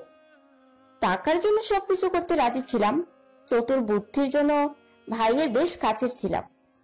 আমার ভাই তখন সদ্য মন্ত্রী পদ পেয়েছে, কি বলতো, সৎ পথে না বেশি টাকা ইনকাম করা যায় না। এত মানুষের দেশের সেবা করে কি লাভ? তাই জন্য আমরাও অন্য ব্যবসাও শুরু করলাম, কিন্তু সেটা তোমার বাবার পছন্দ হলো না। মেয়েদের এভাবে পাচার হওয়া, দেশে অবৈধ অস্ত্র আসা, এসব কোনো সৎ অফিসারের পছন্দ হয় বলো? যাই হোক, তোমার কাকু তখন সদ্য ট্রেনিং শেষে জয়েন করেছে। সমুদ্র বেশ বড়, তুমি তো তখন নিতান্তই ছোট ছিলে। তোমার বাবার জন্য আমাদের বেশ অসুবিধা হচ্ছিল, সেই জন্য আমি একটা প্ল্যানিং করলাম। কি বলতো, তোমার বোকা কাকুকে প্রেমের ফাঁদে ফেলার। এইটুকু বলেই মালবিকা বাঁকা হাসি দিল। রৌদ্র পারে না সামনে থাকা মালবিকাকে নিজে হাতে খুন করতে। কোনো সন্তানই এভাবে দাঁড়িয়ে দাঁড়িয়ে নিজের বাবা কাকার এমন নির্মম মৃত্যুর বর্ণনা শুনতে পারে না। মালবিকা আয়েশ করে পায়ের উপর পা তুলে বসে বলল, তবে তোমার বাবাকে মারতে আমাদের বেশি ঝামেলা পোহাতে হয়নি। সে নিজেই কোনো এক মিশনে গিয়ে মারা গিয়েছে। তবে হ্যাঁ, তোমার কাকাকে আমি নিজ দায়িত্বে মেরেছি। কথাটা বলেই মালবিকা হেসে দিল। রৌদ্রর মুখের দিকে তাকিয়ে পুনরায় বলতে শুরু করলো, তখন হয়তো জয় সম্ভবত তোমার মায়ের পেটে ছিল। তুমিও বেশ বড়ই। সমুদ্র তো বুদ্ধিমান হয়ে গিয়েছিল। কি বলতো, তোমার পরিবারের লোকেরা বেশ সহজ সরল, এই জন্য তাদেরকে বোকা বানানো ভীষণ সহজ। এত নিরীহ মানুষদের মারতে আমার ভীষণ খারাপ লেগেছিল, কিন্তু কি আর করার বলো, নিজে বাঁচতে হলে তো পথের কাঁটাকে সরাতেই হতো। অভিক আমার প্রেমে মজে ছিল। বোকা ছেলেটা বুঝতেও পারলো না সে কত বড় চক্রান্তের শিকার হচ্ছে। তবে আমার পুরো খেলাটা ভেস্তে দিল ওই সমুদ্র। আমাকে অন্য লোকের সাথে হোটেলে দেখে ফেলে। যুবক বয়স তো, সবকিছুতে কৌতূহল নিতান্তই বেশি। এর জন্যই আমাকে রীতিমতো ফলো করা শুরু করলো। অভিক তো ব্যস্ত, তার এসবের জন্য সময় কোথায়? কিন্তু সমুদ্র, সে আমার পিছু ছাড়লো না। আমার অজান্তে সবকিছু তদন্ত করলো, আর সবটা সুন্দর মতো অভিককে বলেও দিল। কিন্তু অভিক, সে তো প্রেমে অন্ধ ছিল। ভাইয়ের ছেলের কোনো কথা বিশ্বাস করবে কেন? তারপর ছোট মানুষ, হয়তো কোথাও ভুল হচ্ছে ভেবে পাত্তা দিল না। আমিও সেটা সুযোগ নিলাম। কিন্তু সমুদ্র, ও তো নাচর বান্দা, সবটা অভিককে বিশ্বাস করিয়ে তারপর দম নিল। এত বড় ধোঁকা অভিক মেনে নিতে পারেনি। আমার কাছে এসে হাত ধরে বলে, মালা, চলো আমরা কোথাও পালিয়ে যাই। এসব কিছুই লাগবে না, দুজনে ঠিক কোথাও না কোথাও নিজেদের ব্যবস্থা করে নিতে পারবো। হায় গাধা একটা, এত ভালোবাসে যে ওদের কোথায় থাকে। উফ। কথাগুলো বলে অভিকের উপর হাসলো মালবিকা। মিছে মিছে দুঃখ পাওয়ার অভিনয় করলো মালবিকা। কিন্তু আমি রাজি ছিলাম না, সরাসরি ওকে না করে দিই। তবে বেচারা প্রেমে ব্যথা পেয়েছিল, পেয়ে হিতাহিত জ্ঞান শূন্য হয়ে আমাকে হুমকি দিল, যদি না শুধরে যাই তাহলে আমাকে শাস্তি দিবে। ব্যাস, এটাই ওর কাল হয়ে দাঁড়ালো। ওই রাতেই পরিকল্পনা মতো ওকে বিষ দিয়ে শেষ করে দিল আমার দলের লোকেরা। কি বলতো, টাকার কাছে সবাই গোলাম। ওর সঙ্গীদের টাকা দিয়ে কিনে নিয়েছিলাম, কিন্তু খুব দুঃখ লাগলো, বেচারা মরে গিয়েও শান্তি পেল না। ওর ঘাড়ে দায় চাপলো ড্রাগস আর অবৈধ অস্ত্র পাচারের। অবশ্য এটা চাপেনি, আমিই চাপিয়েছিলাম। ক্যাপ্টেন অভিক ইকবাল লোভে পড়ে নিজের সততাকে টাকার কাছে বিক্রি করে খারাপ কাজের সাথে যুক্ত ছিল। নিজের মুখোশ খুলে যাওয়ার ভয়ে রাতের অন্ধকারে বিষ পান করে নিজের জীবন ত্যাগ করেছে। সুন্দর নিউজটা শুনলেও মন ভরে যায়। আজও সেই গ্লানি বয়ে বেড়াচ্ছে বেচারা, মরে গিয়েও শান্তি পেল না। রৌদ্র রেগে তেরে এসে আচমকায় মালবিকার গলা টিপে ধরলো, যেন আজকে এই মহিলাকে শেষ করে দিবে। আবার নিষ্পাপ পবিত্র চাচ্ছু চরিত্রের উপরে এমন নোংরা দাগ লাগানো তোর একবারও ভয় লাগলো না?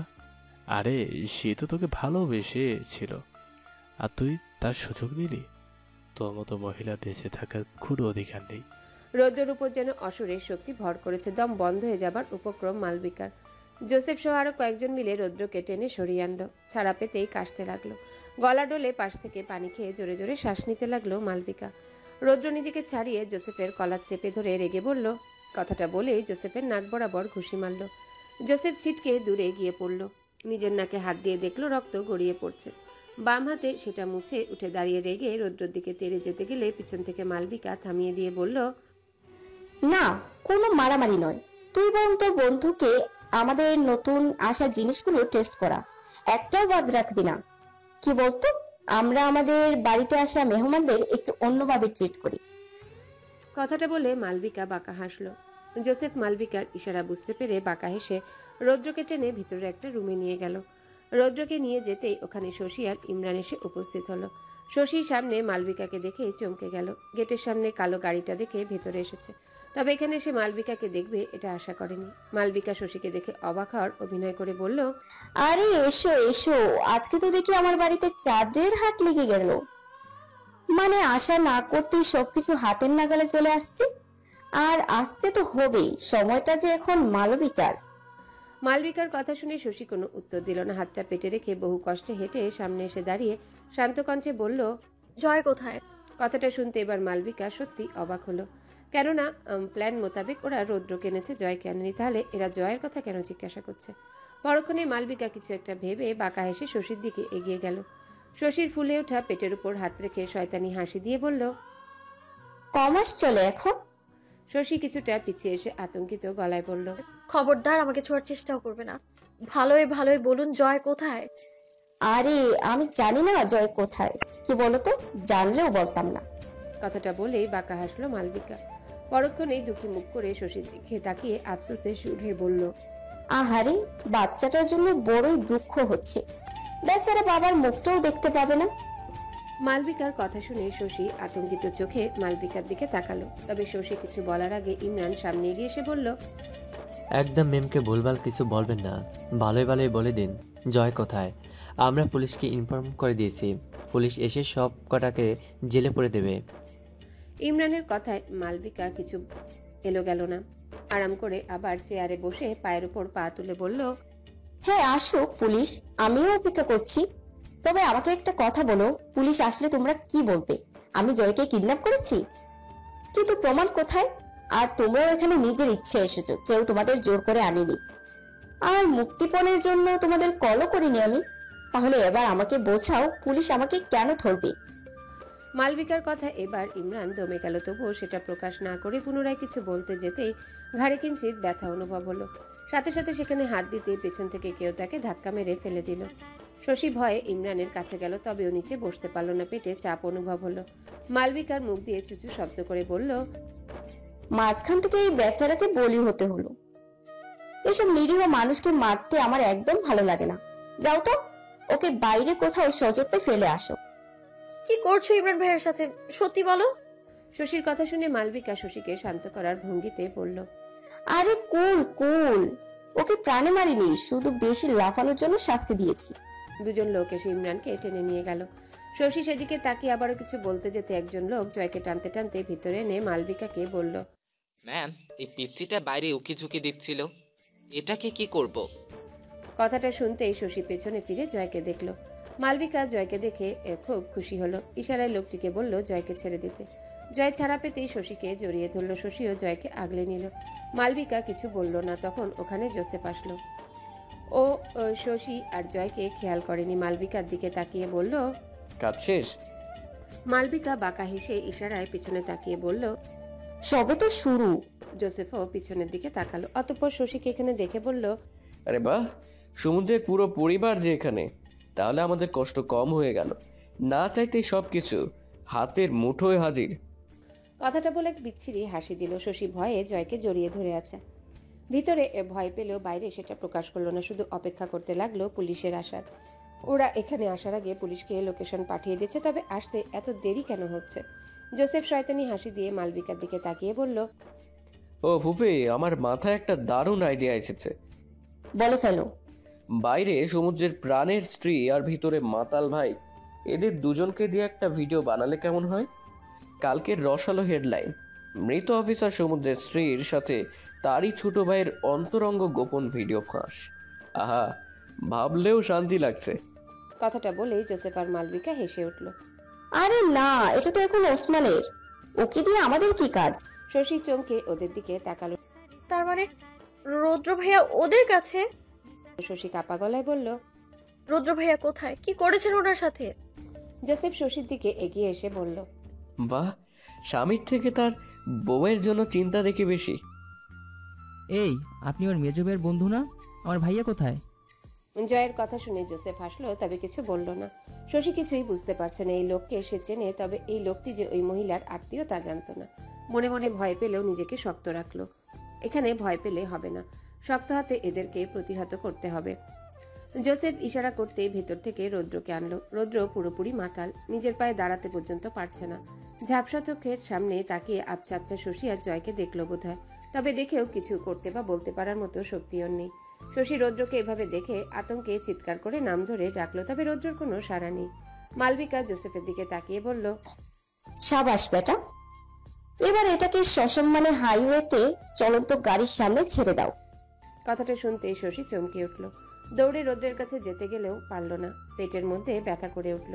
পেট ধরে মাঝপথে দাঁড়িয়ে পড়ল। জয় গিয়ে জোসেফের হাতে কামড় দিলে জোসেফ ধাক্কা দিয়ে জয়কে পাশে ফেলে দিল।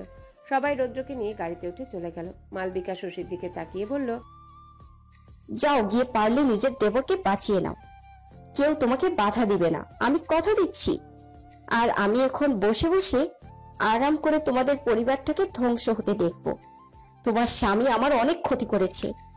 শশী বুঝলো মালবিকাকে কিছু বলে লাভ নেই, এই মহিলার মায়া দয়া কম। শশী কোনো রকমে উঠে দাঁড়িয়ে বাইরের দিকে চলে গেল। জয় ওদের পিছু পিছু আগেই চলে গেছে। হাঁটতে অনেক কষ্ট হচ্ছে, তবুও বাইরে গিয়ে সিএনজি পেয়ে গেল। ওতে জয়কে নিয়ে উঠে বসলো। সোজা মেন রোডে গিয়ে গাড়ি থেকে নামতেই দেখলো রৌদ্র মাঝ রাস্তায় চলছে। শশী যেতে গিয়েও পারছে না, চলন্ত গাড়ি সাই সাই করে ছুটে যাচ্ছে, তার উপর পেটে অসহ্য যন্ত্রণা। জয় শশীর পাশে দাঁড়িয়েছিল, কাঁধের ব্যাগটা শশীর হাতে দিয়ে বলল, তুমি বসো, আমি ভাইয়াকে আনছি। শশী জয়ের হাত ধরে ফেললো, কথা বলতেও কষ্ট হচ্ছে। মাথা ঝাঁকিয়ে নিষেধ করলো যেন না যায়। তপ্ত দুপুরে রাস্তায় মানুষ কম, শুধু গাড়ি চলছে, আর যারা আছে তারা ফিরেও দেখছে না।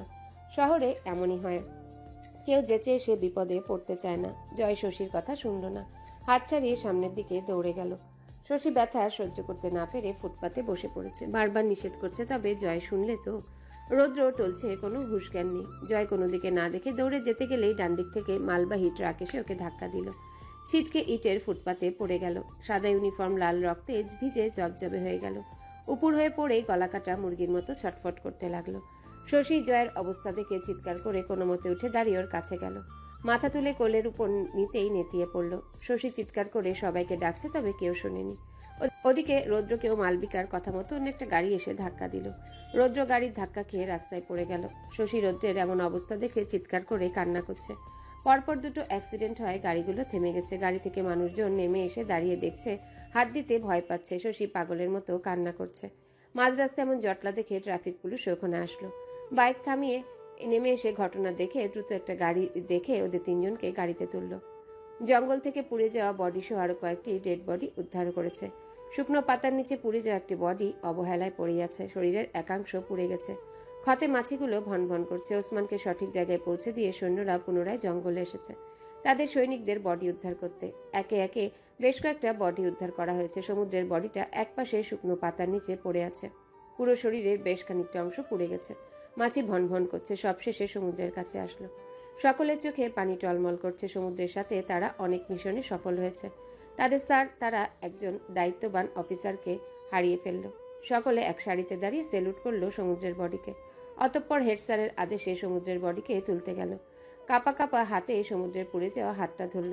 এই সেই মানুষ যে সবসময় সকল পরিস্থিতিতে সাহস জুগিয়েছে, সবসময় দায়িত্বের কথা মনে করিয়ে দিয়েছে। এই লোকটি এমন একজন যাকে দেখলে সম্মানে মাথা এমনি নুয়ে যায়। আজ সেই মানুষটা হারিয়ে গেল সারা জীবনের মতো। আর কেউ কখনো বলবে না সবসময় নিজের লক্ষ্যের দিকে এগিয়ে যাবে, আশেপাশে যা কিছুই হয়ে যাক না কেন। সৈনিকটি টলমল চোখে সমুদ্রের পোড়া মুখের দিকে তাকালো। অতঃপর দুজনে মিলে সমুদ্রকে তুলতে গেলে চমকে পুনরায় সমুদ্রের মুখের দিকে তাকালো। শুভ্র রঙা পাঞ্জাবি পরে সামনের দিকে হেঁটে যাচ্ছে সমুদ্র। চারিপাশে পাখি, সমুদ্রের ডাক। প্রকৃতি কত সুন্দর। শুদ্ধ বাতাসে প্রাণ ভরে শ্বাস নিল। নিজেকে কেমন হালকা পাখির ন্যায় লাগছে। এত শান্তি কখনো অনুভব হয়নি। সামনে থেকে সাদা আলোর ঝলক থেকে তীক্ষ্ণ আলোর রশ্মি আসছে। সমুদ্র মন্ত্রমুগ্ধ হয়ে সেদিকে পানি এগিয়ে গেল। গোল বলের মতো জিনিসটা থেকে সাদা আলো ভেসে আসছে। সমুদ্র মোহিত হয়ে সেদিকে এগিয়ে যাচ্ছে। ওই তো ওর বাবা আর কাকু দাঁড়িয়ে আছে। দুজনেই শুভ্র রঙা পাঞ্জাবি পরে আছে। কত সুন্দর লাগছে, কতটা পবিত্র আর স্নিগ্ধ। হাত বাড়িয়ে সমুদ্রকে নিজের দিকে ডাকলো, যেন ছোট সমুদ্রকে কাছে ডাকছে আদর করার জন্য। সমুদ্র ছোট বাচ্চার মতো বাবার দিকে এগিয়ে গেল, যেন ওখানেই সব সুখ লুকিয়ে আছে। যেন ছোট্ট সমুদ্র এখনই বাবার বুকে ঝাঁপিয়ে পড়বে। বাবার বাড়িয়ে দেওয়া হাতটা ধরার জন্য সেদিকে হাত বাড়াতেই হঠাৎ অনুভব হলো বাম হাতের একটা আঙ্গুলকেও শক্ত করে আঁকড়ে ধরেছে। সমুদ্র বাবার দিকে বাড়িয়ে দেওয়া হাতটা থেমে গেল। মাথা নিচু করে নিজের আঙ্গুলে ধরে রাখা মানুষটার দিকে তাকালো। ছোট্ট একটা প্রাণ ওরই মতো শুভ্র রঙা পাঞ্জাবি পরে সমুদ্রের দিকে তাকিয়ে আছে। সমুদ্র তাকাতেই মিষ্টি করে হাসলো। দেখলেও ও প্রাণটা জুড়িয়ে যায়। সমুদ্র অবাক চাহনিতে সেদিকে চেয়ে থাকলো। সামনে থেকে পুনরায় সমুদ্রের নাম ধরে কেউ ডাকলো। সমুদ্রের ধ্যান ভেঙে গেল। সামনে থাকা বাবার দিকে চেয়ে সেদিকে হাত বাড়াতেই বাম হাতের আঙ্গুল ধরে রাখা ছোট্ট ও প্রাণটা মিষ্টি কণ্ঠে ডেকে উঠল, বাবা। আহ, কি শান্তি এই ডাকটায়, কতটা মধুর এই ডাক, এত সুখ কেন এই ছোট্ট শব্দটায়। সমুদ্র অবাক হয়ে প্রাণটার দিকে চাইলো। সেই ছোট্ট প্রাণটা মিষ্টি হেসে সমুদ্রের দিকে চেয়ে পুনরায় ডাকলো, বাবা। এবার বুঝি প্রাণটা জুড়িয়ে গেল। হাঁটু মুড়ে বসলো সম্মুখে থাকা ছোট্ট প্রাণটা। তার ছোট দুটো হাত দিয়ে সমুদ্রের পুরো মুখে হাত বোলালো। কি নরম সেই ছোট্ট হাত দুখানা, যেন আঁকড়ে ধরলে মিলিয়ে যাবে। অতঃপর কপালের মাঝ বরাবর আস্তে করে চুমু দিয়ে মিষ্টি হাসলো। সমুদ্র অবাক চাহনিতে চেয়ে সেই হাসির সাক্ষী হলো। সমুদ্র চোখটা বন্ধ করে নিল। এই মুহূর্ত ওটা তো অনুভব করতে হবে, কত শান্ত, ভিতরটা একদম শান্ত হয়ে গেছে। আস্তে করে চোখ খুলতেই সামনে সেই ছোট্ট প্রাণটাকে আর দেখতে পেল না। ভেতরটা অশান্ত হয়ে উঠল। ওর বাবা কাকাও নেই।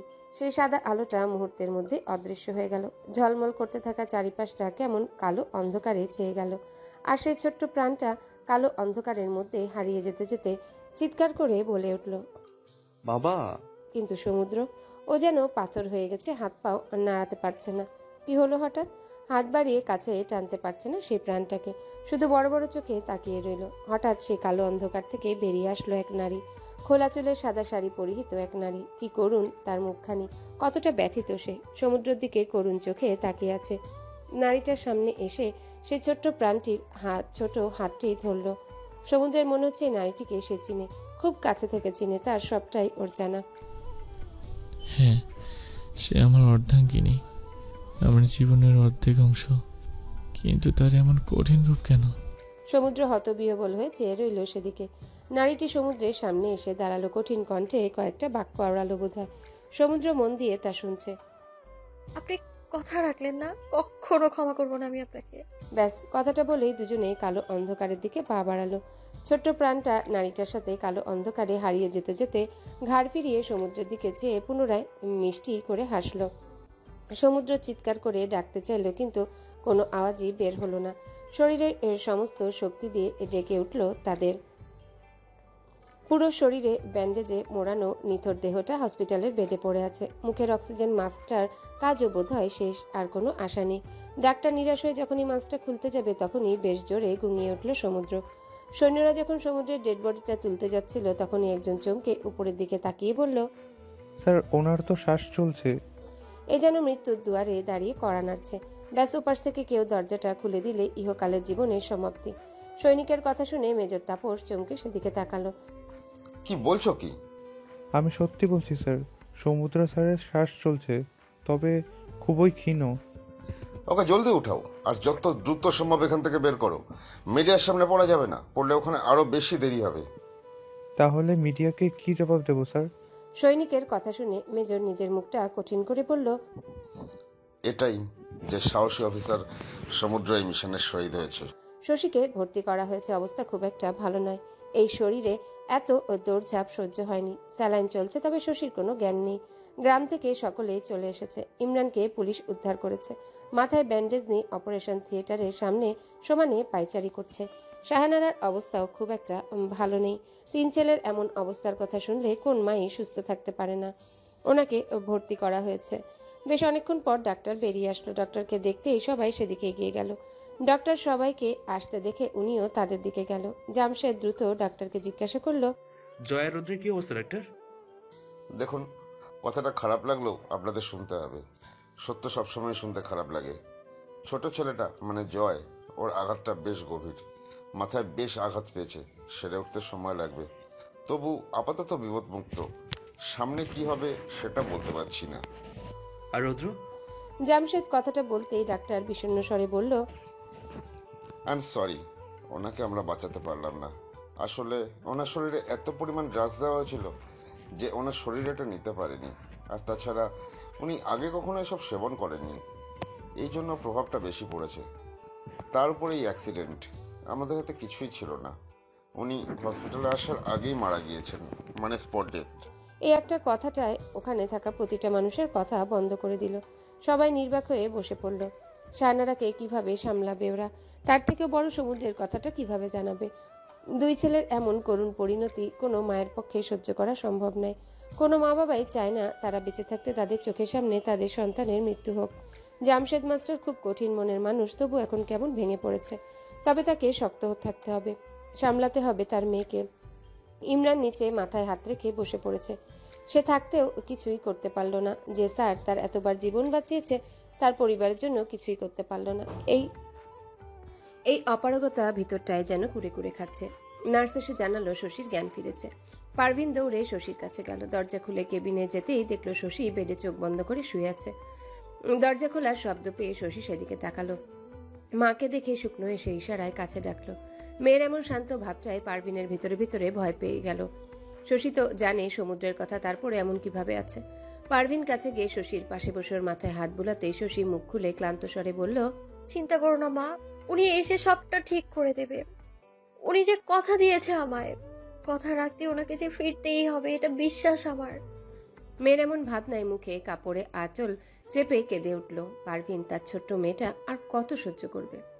জয়কে কেবিনে শিফট করা হয়েছে। ডাক্তার বলেছে জয় বিপদমুক্ত। কেবিনের দরজাটা ছোট হাতে ঠেলে ভেতরে প্রবেশ করলো জোনাকি। মাথায় পায়ে সাদা ব্যান্ডেজে মোড়ানো, মুখে অক্সিজেন মাস্ক লাগানো। জোনাকি আস্তে আস্তে জয়ের বেডের পাশে গিয়ে দাঁড়ালো। জয়ের দিকে বেশ কিছুক্ষণ চেয়ে থেকে ওখানে থাকা ছোট্ট টেবিলটায় হাতের মধ্যে থাকা লজেন্সগুলো রাখলো। লজেন্স রেখে জয়ের মাথার কাছে গিয়ে বন্ধ চোখের দিকে তাকিয়ে বলল, নাও, এইসব তোমার। আমি আর তোমার থেকে নেব না, তোমাকে কামড়েও দেব না। তুমি যত খুশি খেতে পারো, আর কুমড়ো পটাশ নামে ডাকবো না। শুধু তুমি ঠিক হয়ে যাও। তোমাকে এমন দেখে আমার একটুও ভালো লাগছে না, কেমন যেন অনেক বেশি কান্না পাচ্ছে। তুমি একটাবার ঠিক হয়ে যাও, তারপর আর আমি আন্টির কাছে তোমার নামে বিচার দেব না। আমরা ভালো বন্ধু হয়ে যাব, আর আরই করব না। সাদা কাপড়ের কাপড়ে সুন্দর করে মুড়িয়ে খাটিয়ায় শুইয়ে রাখা হয়েছে রৌদ্রকে। একে একে সবাই আসতে দেখে আহাজারি করছে। শাহানারা কান্না করতে করতে যেন চোখের পানি ফুরিয়ে গেছে। জয় এখনো হসপিটালের বেডে। শশী মোটামুটি সুস্থ, তবে এখনো শরীর দুর্বল। শাহানারাকে সমুদ্রের কথা এখনো জানানো হয়নি। এক ছেলের শোকে কেমন পাথর হয়ে গেছে। আরেক ছেলের মৃত্যুর কথা সহ্য করতে পারবে না। সকাল 10টা নাগাদ জানাজা। পুলিশ ড্রাইভার দুজনকে অ্যারেস্ট করেছে। এখনো তদন্ত চলছে। এটা শুধুই অ্যাক্সিডেন্ট নাকি অন্য কোনো চক্রান্ত। শশী শাশুড়িকে সান্ত্বনা দিচ্ছে। এখনো ও বা ইমরান কেউই মুখ খুলেনি। আগে রৌদ্রের কাজটা শেষ হোক, তারপর না হয় ব্যবস্থা হয়ে যাবে। দুটো দিন শরীরের উপর এত ধকল গিয়েছে যে এখন সামান্য কোনো কিছুতেও ভয় লাগছে। বাড়িতে মানুষের সমাগম। শশী কখন থেকে ইমরানকে খুঁজতেছে, কিন্তু কোথাও ইমরানকে পায়নি। তখন অনেক ভয় পেয়ে গিয়েছিল। ভেবেছিল হয়তো ইমরানকেও ওরা রৌদ্রের মতো চিরতরে শেষ করে দিয়েছে। বেলা বাড়ছে, জামশেদ সবাইকে তাড়া দিল। এভাবে এত সময় মুর্দা রাখা ঠিক নয়, তার আত্মার কষ্ট হয়। 4 জন খাটে 4 পায়া যখনই ধরতে যাবে, তখনই সাদা রঙের বড় গাড়িটা গেট দিয়ে ভেতরে প্রবেশ করলো। সকলে সেদিকে তাকাতেই গাড়ির দরজা খুলে একে একে আর্মি ইউনিফর্ম পরা কয়েকজন বেরিয়ে আসলো। ইমরান ও গাড়ি থেকে নেমে পুনরায় ভিতরে হাত বাড়িয়ে দিল। একটা ট্রাউজার আর গেঞ্জি পরা সমুদ্র গাড়ি থেকে বেরিয়ে আসলো। দুজন দুদিক থেকে ধরে আছে। মাথা থেকে পা অবধি ক্ষতবিক্ষত শরীর, মুখের এক অংশ আধপোড়া। সমুদ্রকে দেখে সকলে অবাক হয়ে তাকিয়ে আছে। কাল থেকে আজ অবধি এখন যে মানুষটা সকলের কাছে মৃত ছিল, হঠাৎ তাকে জীবিত অবস্থায় দেখলে যে কারোরই অবাকই হওয়ার। ইমরান আর অন্য একজনের কাঁধে ভর দিয়ে সমুদ্র রৌদ্রের খাটিয়ার কাছে আসলো। সাবধানে হাঁটু মুড়ে বসে রৌদ্রের স্নিগ্ধ মুখটার দিকে তাকালো। নিষ্পাপ পবিত্র টলটলে চেহারাটা, যেন এখনই চোখ মেলে তাকাবে। সমুদ্র এক ধ্যানে কিছুক্ষণ রৌদ্রের বন্ধ চোখের দিকে চেয়ে থাকলো, কিন্তু কই, রৌদ্র তো একটা বারের জন্য চোখ মেলে তাকালো না। সমুদ্র ইমরানের কাঁধে ভর দিয়ে উঠে দাঁড়ালো। ইশারায় রৌদ্রকে নিয়ে যেতে বলল। সকলে রৌদ্রের খাটিয়া কাঁধে নিয়ে সামনের দিকে এগুলে হঠাৎ শাহানারা চোখ মেলে তাকালো। কান্না করতে করতে জ্ঞান হারিয়েছিল। কেউ আর জ্ঞান ফিরায় নাই। জ্ঞান ফিরে রৌদ্রকে নিয়ে যেতে দেখে চিৎকার করে কেঁদে উঠল। সমুদ্রকে দেখে দৌড়ে গিয়ে সমুদ্রের বুকে পড়ে কাঁদতে কাঁদতে বিলাপ করতে লাগলো। সমুদ্রের কষ্ট হলেও সেটা প্রকাশ করলো না। মায়ের মাথায় হাত রেখে বলল, কেঁদো না মা। শাহানারা কান্না করতে করতে আবারও জ্ঞান হারিয়েছে। এবার সকলে মিলে ওনাকে ধরে রুমে নিয়ে গেল। সমুদ্রকে রুমে নিয়ে যেতে চাইলে হাত উঁচিয়ে বাধা দিল। ওখানেই বসে রৌদ্রর নিয়ে যাওয়ার দিকে তাকিয়ে থাকলো। রৌদ্রকে ওদের বাড়ির পেছনের দিকটাই কবর দেওয়া হবে। ইমরান আশেপাশে তাকিয়ে শশীকে খোঁজার চেষ্টা করলো। শশী এখন সমুদ্রকে সামলাতে পারবে, কিন্তু পেল না। হয়তো আছে কোথাও। সমুদ্র ইমরানকে বলতে ইমরান সমুদ্রকে ধরে ওর রুমে দিয়ে আসলো। শরীরটা ভালো লাগছে না বিধায় রুমে এসে বসেছিল শশী। বিছানার উপর হাঁটু মুড়ে বসে দুহাত ভাঁজ করে হাঁটুর উপর রেখে সামনে মাথা দিয়ে বসেছিল। রৌদ্রের সাথে দেখা হওয়া, কথা বলা সবটাই মনের মধ্যে কেমন উতলে উঠছে। থেকে থেকে হেঁচকি তুলছে। কান্না করার ফলে মাথাটাও ভীষণ ব্যথা করছে। কখনো এভাবে কাছের কাউকে হারানোর ব্যথা পায়নি, এজন্যে কষ্টটা বেশিই হচ্ছে। হঠাৎ দরজা খোলার আওয়াজ পেয়ে শশী মাথা তুলে সেদিকে তাকালো। দেখলো ইমরান সহ আরও একজন সমুদ্রকে ধরে রুমে আনছে। শশী সমুদ্রকে দেখে তড়িঘড়ি করে বিছানা থেকে নামলো। নেমে একপাশে দাঁড়িয়ে টলমল চোখে সমুদ্রের দিকে তাকিয়ে আছে। ইমরান সমুদ্রকে সাবধানে বিছানায় বসিয়ে দিয়ে এক পলক শশীর দিকে চেয়ে বেরিয়ে গেল। যাওয়ার আগে সাবধানে দরজাটা ভিড়িয়ে দিয়ে গেল। সমুদ্র খাটের সাথে হেলান দিয়ে বসে আছে। চোখ দুটো লাল হয়ে আছে, হয়তো কান্না না করার দরুন এমনটা হয়েছে। বাঁ হাতে মাথাটা চেপে ধরে পাশে শশীর দিকে তাকালো। দেখলো শশী চোখ ভর্তি পানি নিয়ে সমুদ্রের দিকে করুণ দৃষ্টিতে তাকিয়ে আছে।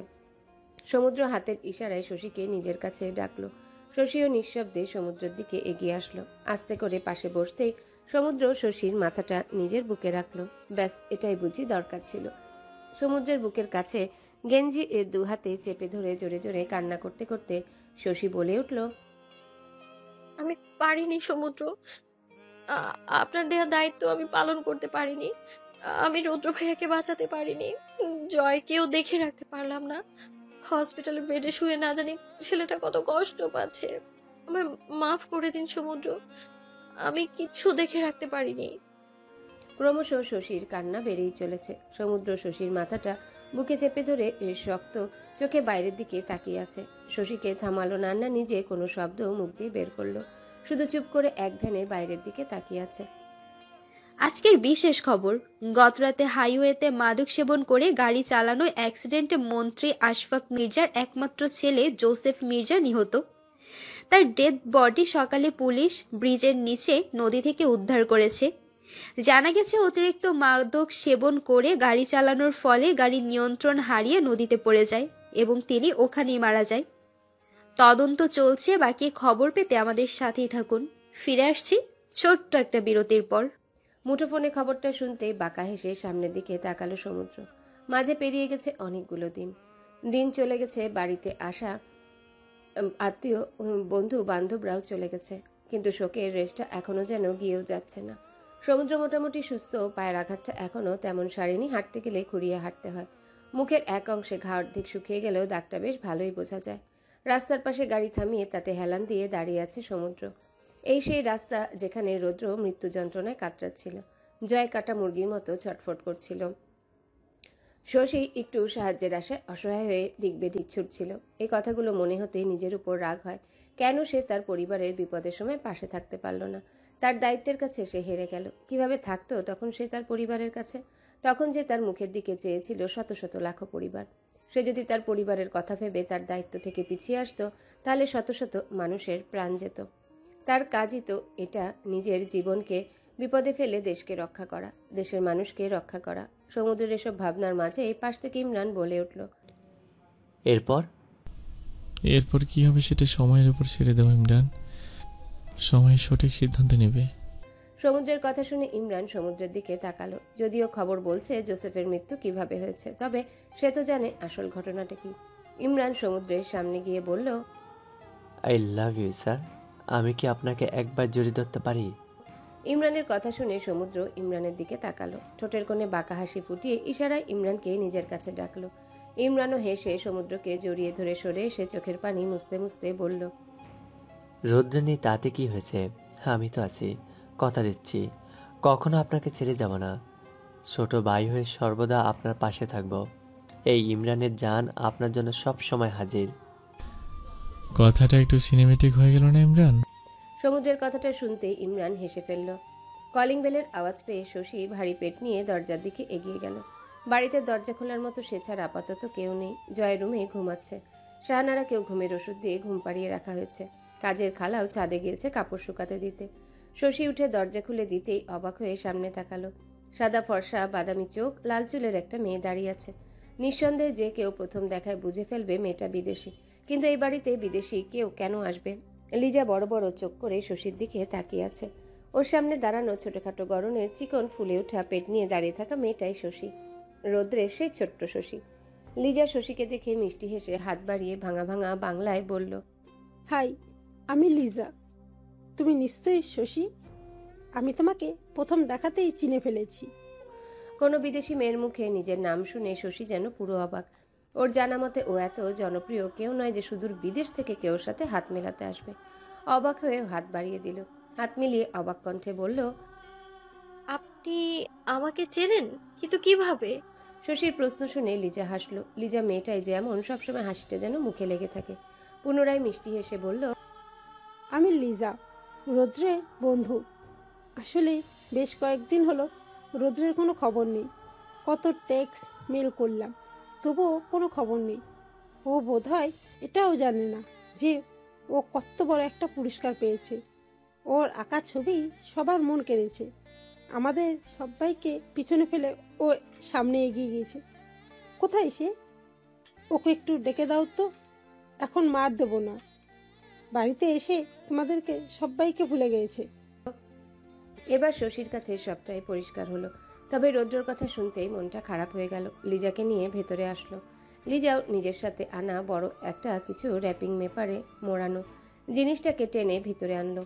শশী সোফায় বসতে বললে লিজা বসে আশেপাশে তাকালো, কিছুই মাথায় ঢুকছে না।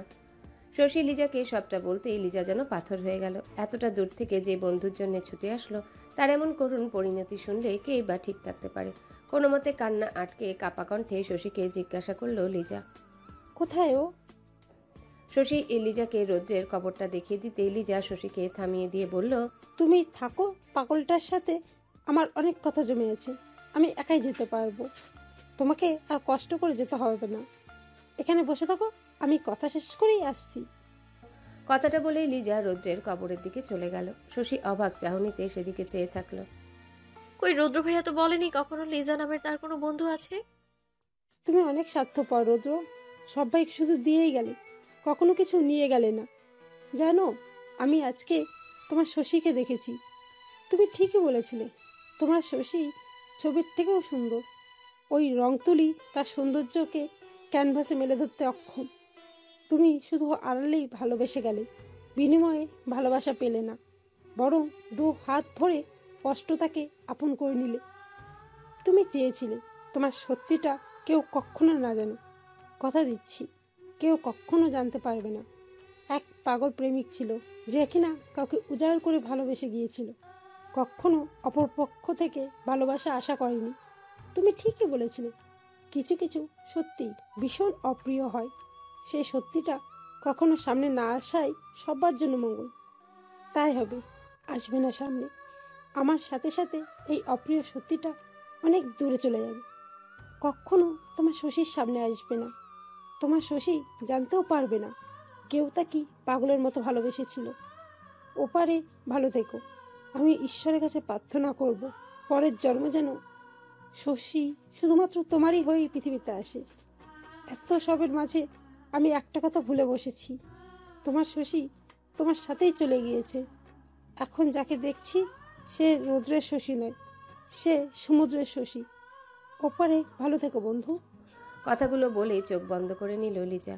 ফর্সা গাল বেয়ে পানির ফোঁটা থুতনি থেকে টপ করে মাটিতে পড়ল। বেশ খানিকক্ষণ রৌদ্রের কবরের দিকে তাকিয়ে থেকে চলে গেল।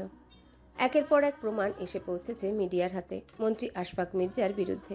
দেশ থেকে লাখ লাখ টাকা বাইরের দেশে পাচার সহ অবৈধ অস্ত্র, দেশে আনা ড্রাগসের ব্যবসা সহ নারী পাচারের মতো জঘন্য কাজের সাথে উনি জড়িত।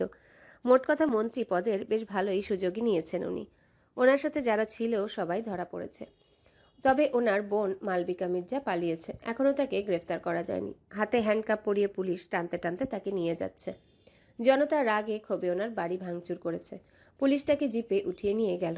সমুদ্র সেই গাড়ির দিকে একধ্যানে তাকিয়ে আছে। স্যার, আপনার কি মনে হয় উনি ওনার প্রাপ্য শাস্তি পাবে যদি টাকা খাইয়ে আবার বেরিয়ে আসে? তাহলে ইমরানের কথা শুনে সমুদ্র বাঁকা হাসল। বুকে গুজে রাখা হাতটা ইমরানের কাঁধে রেখে বলল, তুমি একটু বেশি ভাবো সব বিষয় ইমরান। সব কাজ তো শেষ হলো, এবার তোমার একটা বিয়ে দেওয়ার পালা। সমুদ্রের কথা শুনে ইমরান লজ্জা পেল। মাথা নিচু করে লাজুক হেসে কিছু মনে পড়ার ভঙ্গিতে সমুদ্রের দিকে তাকিয়ে বলল, এখনো সব কাজ শেষ হয়নি স্যার, আরও একটা কাজ বাকি আছে। ইমরানের কথা শুনে সমুদ্র কিছু বলল না। ইমরানের থেকে চোখ সরিয়ে আকাশের দিকে তাকিয়ে লম্বা একটা শ্বাস নিয়ে বলল, যাওয়া যাক। ইমরান সমুদ্রের কথা মতো গাড়িতে উঠে বসল। তাদের গন্তব্য শহরের বাইরে। অসমাপ্ত কাজ সমাপ্ত করতে হবে। অন্ধকার একটা রুম, বাইরে থেকে একটু আলো, ভিতরে আসার কোনো ব্যবস্থা নেই। ঘরের মধ্যে অবস্থান করলে বাইরে দিন নাকি রাত সেটা জানাও যেন অসাধ্য। হঠাৎ শব্দ করে রুমের দরজাটা খুলে গেল। ফাঁকা পেয়ে যেন বাইরে তেজি সূর্যের আলোটা লাফ দিয়ে ভেতরে প্রবেশ করলো। ধুলোমাখা শাড়িতে উস্কো খুস্কো চুলে, হাঁটুতে মাথা গুজে কেউ রুমের মধ্যে বসে আছে। রুমের মধ্যে আলো এসেছে এটার আভাস পেয়ে মাথা তুলে সেদিকে তাকালো। চোখের সামনে চার জোড়া পা এসে থামল। মালবিকা মাথা তুলে সামনে আসা ব্যক্তিটির দিকে তাকিয়ে কর্কশ কণ্ঠে বলল, মৃত্যু কেন দিচ্ছ না আমায়? দেখেছেন স্যার, এত কিছুর পরও এই মহিলার তেজ এখনো কমেনি। কেমন আপনার সাথে উঁচু গলায় কথা বলছে। মন চাইছে এক্ষুনি একটা রড দিয়ে মাথা পাঠিয়ে দেই। ইমরানের কথা শুনতেই মালবিকা ইমরানের দিকে তাকিয়ে তাচ্ছিল্যের হাসি হাসল, যেন ইমরানকে উস্কে দিতে চাইছে। সমুদ্র এক ধ্যানে মালবিকার দিকে তাকিয়ে আছে। কিছু সময় পর বলল, মৃত্যু, এটা তো আমার হাতে নেই, এটা একমাত্র একজনের হাতেই আছে। আর আপনার সময় যখন আসবে ঠিক তখন মৃত্যু আপনার সম্মুখে এসে দাঁড়াবে। তবে হ্যাঁ, আপনাকে মৃত্যুদণ্ড দেওয়া আমার হাতে না থাকলেও শাস্তি তো দিতেই পারি। আর আপনার শাস্তি হলো এটা, এই অন্ধকার ঘর। এখানে বসে প্রতিটা সেকেন্ড ঘন্টা আপনি মৃত্যুর জন্য অপেক্ষা করবেন। বুঝতে পারবেন মৃত্যু না হয়ে মৃত্যুর যন্ত্রণাটা কত কঠিন। এটাই আপনার শাস্তি। কথাগুলো বলে সমুদ্র বেরিয়ে আসলো।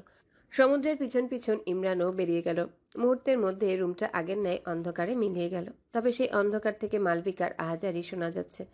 চিৎকার করে সমুদ্রের কাছে মৃত্যু ভিক্ষা চাইছে। কিন্তু সমুদ্র তার কান অব্দি কথাটা পৌঁছাতেই ভিতরে কেমন একটা পৈশাচিক শান্তি অনুভব করছে।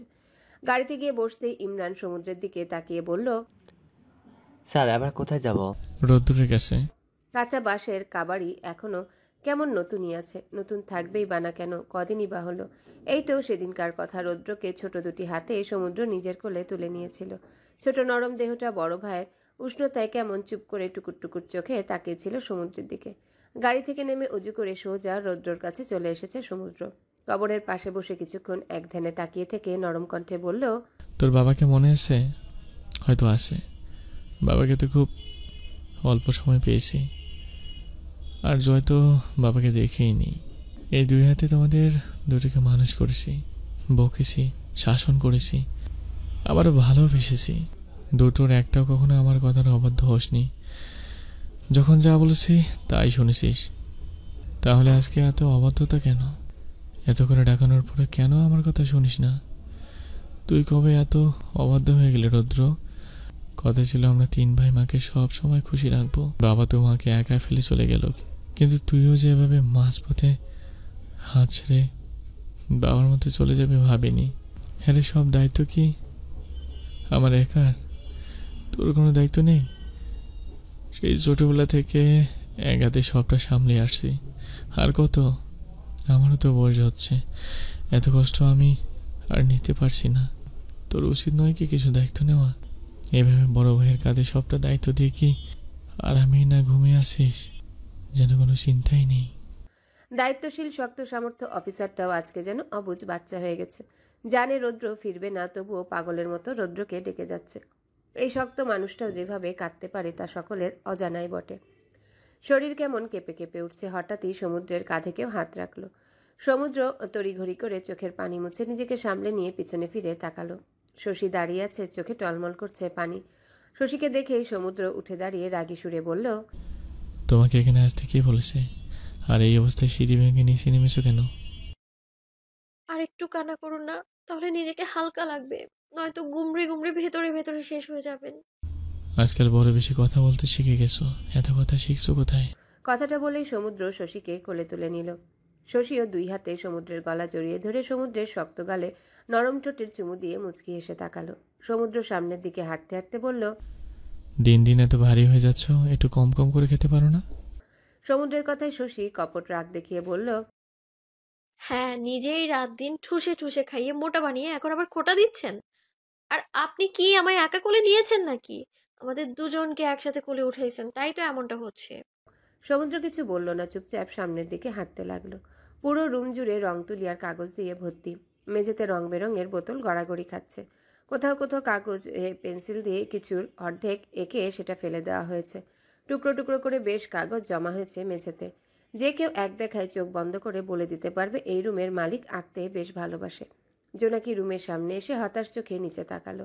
তারপর কোমরে হাত রেখে রুমে ঢুকতে ঢুকতে সামনে ক্যানভাসে কিছু আঁকতে থাকা 7 বছর একটা ছোট্ট মেয়েকে উদ্দেশ্য করে বলল, তোকে পেটে নিয়ে তোর মা যেসব কাণ্ড করেছিল, আমি তো ভেবেছিলাম তুই বড় হয়ে হয়তো কোনো পুলিশ বা আর্মি হবি, কিন্তু তুই তো দেখি পুরো উল্টা। জোনাকির কথা শুনে সামনের মেয়েটা ঘাড় বাঁকিয়ে পিছনে তাকালো। কোকড়ানো চুলগুলো একসাথে ঝুটি করা, মায়ের মতোই চুলগুলো পেয়েছে। মিষ্টি হেসে জোনাকির দিকে চেয়ে বলল, তুমি দেখো খালামণি, ওই ঘরে মায়ের যে ছবিটা আছে, আমি ঠিক ওই রকম ভাবে মায়ের ছবি আঁকবো। আচ্ছা আঁকিস মা, এখন আয় আমার কাছে আয়। চুলগুলো কি একটা অবস্থা, আর মুখে এসব কি লেগে আছে? এই তোর মা কোথায় রে? মেয়েকে এভাবে ছেড়ে কোথায় গিয়ে বসে আছে? কে? আম্মু? আম্মু তো রান্নাঘরে, আপুকে আমি দিচ্ছি। কথাটা শুনেই জোনাকির বিষম লাগলো। পরক্ষণেই মনে পড়ল কালকে রাতেই সমুদ্র বাড়ি এসেছে, কিন্তু এই মুহূর্তেও সামনে থাকা অফিসার সমুদ্রের একমাত্র কন্যা। অথই যা বলল তাতে জোনাকির কান গরম হয়ে গেছে। আমতা আমতা করে অথইকে বলল, এসব বলতে হয় না সোনা। আর এসব তোকে কে বলেছে? কে আবার? ছোট্ট চাচু বলেছে। অথয়ের মুখ থেকে কথাটা শুনতে জোনাকি মুখ বাঁকিয়ে ফেলল। বিড়বিড় করে বলল, নিজে তো গোল্লাই যাচ্ছে, সাথে এটা কেউ নিয়ে যাচ্ছে। মনে হয় আমার নামে কেউ সুনাম করেছে। আসলে কেউ মনে মনে আমার নামে সুনাম করলেও তা আমার কানে ঠিকই চলে আসে। পেছন থেকে জয় কথাটা বলতে জোনাকি পেছনে ফিরে তাকালো। জয়কে দেখেই অথয় দৌড়ে গিয়ে জয়ের কাঁধে ঝুলে পড়ল। জয়ও অথয়কে নিজের কাঁধে নিয়ে বলল, আম্মা, আপনি এসব মূর্খেদের মতো কথা বলেন কেন? আপনার খালামণি কি আর্ট সম্বন্ধে কিছু বোঝে নাকি? আমি বলছি আপনি একদিন অনেক বড় আর্টিস্ট হবেন, আর ওই ঘরে আপনার মায়ের যে ছবিটা আছে ঠিক তার মতোই আপনিও একদিন আঁকতে পারবেন। নিজের সম্পর্কে এমন কথা শুনে জোনাকি রেগে জয়ের দিকে তাকালো। তেরে গিয়ে আঙ্গুল উঠিয়ে বলল, নিজে কি হ্যাঁ কুমড়ো পটাশ একটা, খেয়ে খেয়ে নিজেকে হাতের মতো বানিয়েছ। এই হ্যালো মিস, আস্তে একটু থামুন। এই যে মার্সেল দেখছেন, এটা দিয়ে একটা মারলে না আপনাকে আর খুঁজেই পাওয়া যাবে না। নিজে কি মুটকি একটা। হ্যাঁ খালামণি, চাচুর বডি দেখেছো? একদম সাল্লুর মতো। তুই দেখ, আমি থাকবোই না। এই বাসায় আসাই আমার ভুল। আমি আজকেই চলে যাব। সমুদ্র ভাইয়াকে বলবো আমাকে দিয়ে আসতে। রাগে রাগে কথাটা বলে জোনাকি বেরিয়ে গেল। জয় অথয়কে কাঁধ থেকে নামিয়ে সামনে দাঁড় করালো। জোনাকি যাওয়ার দিকে তাকিয়ে বাঁকা এসে অথয়ের দিকে তাকালো। খালামণি রাগ করলো কেন চাচু? আরে বাদ দেন, আপনার খালামণি তো মাসে 30 দিনের 30 দিনই রেখে থাকে। আচ্ছা চাচু, ওই ঘরে যে আম্মুর বড় একটা ছবি, ওটা বড় চাচু এঁকেছিল তাই না? আম্মা। আমিও একদিন ঠিক বড় চাচুর মতন আঁকা শিখবো। এখন তুমি যাও তো, আমাকে আমার কাজ করতে দাও। আমার কত কাজ বাকি এখনো। কথাটা বলেই অথই পুনরায় নিজের কাজে ব্যস্ত হয়ে গেল। জয় সেদিকে তাকিয়ে হেসে রুম থেকে বেরিয়ে গেল। কবে আসা হবে শুনি? কেন, কেউ কি আমি মিস করবে বুঝি? মিস করতে বইই গেছে। ছাদের রেলিংয়ের উপর ভর দিয়ে দাঁড়িয়েছিল জোনাকি। তখনই জয় এসে জোনাকির পাশে দাঁড়ালো। জয়কে দেখে জোনাকি কথাটা বলে চুপ হয়ে গেল। কেউ কোনো কথা বলল না। খানিকক্ষণ নীরবতার পর জয় আকাশের দিকে তাকিয়ে বলল, কেউ যদি আমার জন্য অপেক্ষা করে তাহলে তাড়াতাড়ি ফিরে আসবো, আর অপেক্ষা যদি না করে তাহলে ফিরে এসে কি লাভ? কতদিনের এটা? আমার জানা মতে হয়তো বছরখানিক লাগবে। এতগুলো দিন না দেখে থাকতে পারবে বুঝি মানুষ? জোনাকির কথা শুনে এবার জয় হেসে ফেলল। পাশে এক পা টেনে জোনাকির পাশাপাশি দাঁড়িয়ে বলল, ম্যাডাম, আপনার বোনের বর বলেছে কোনো চাকরি না পেলে তার শালিকার জন্য এই অধম অযোগ্য, তাই জন্যই তো এত অপেক্ষা। তবে আমার জানা মতে অপেক্ষার ফল মিষ্টি হয়। অপেক্ষা করব ফিরে আসার। ফিরে না আসলে একদম মেরে ফেলবো। এই কুমড়ো পটাশ তো সেই কবেই এদের প্রেমে পড়ে মরে ভূত হয়ে গাছে গাছে ঘুরে বেড়াচ্ছে। জয়ের কথা শুনতেই জোনাকি হেসে ফেলল। জয় মুচকি হেসে তার প্রেয়সীর হাসি মুখের দিকে চেয়ে থাকলো। কেবল তো কালকেই আসলেন, এত শীঘ্রই চলে যাবেন কেন? কেন, আদর কম হয়েছে বুঝি? আর তাছাড়া আমি এখনো 1 সপ্তাহ থাকবো, চিন্তা নেই। এই 1 সপ্তাহের একদিনও বাদ দেব না আদর করতে। সমুদ্রের কথা শুনে শশী সমুদ্রের বাহুতে মারল। এখন রাতের মধ্য অংশ চলছে। ভালোবাসাবাসির শেষে সমুদ্রের খালি বুকে শুয়েছিল শশী। তখনই কথাটা বলল সমুদ্র। এবার যাওয়ার সময়, জয়ও যাবে, ওর ট্রেনিং শুরু হবে। সমুদ্রের বুক থেকে মাথা তুলে সমুদ্রের মুখের দিকে তাকিয়ে শশী বলল, আমার কি মনে হচ্ছে বলুন তো, অথই তো তবুও আপনাকে আব্বু রেখেছে, কিন্তু এবার যেটা আসছে সে আর আপনাকে আব্বুর ডাকবেই না, সে তো সোজা দাদু ডাকবে আপনাকে।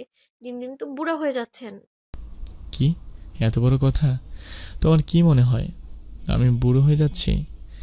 এই যে একটু আগে তোমাকে এত আদর করলাম, তোমার কি মনে হয়েছে যে আমি আর আগের মতো আদর করতে পারি না? ছি, কি সব কথা বলেন? তো গভীর রাত, এক কাঁথার মধ্যে দুজন স্বামী স্ত্রী একজনের শরীরে অন্যজনের সাথে লেপ্টে আছে। ভিতরে ভালোবাসার উন্মাদনা। এই মধ্যে এইসব সীমার্কা কথা বলো না তো, নীতি কথা বলো। তাহলে সরি সব, আমি শুধু সন্ন্যাসী নই। এই আপনি আর ভালো হলেন না? আমি যদি ভালো হয়ে যাই না, তাহলে আর বছর বছর মা ডাক শুনতে পাবে না।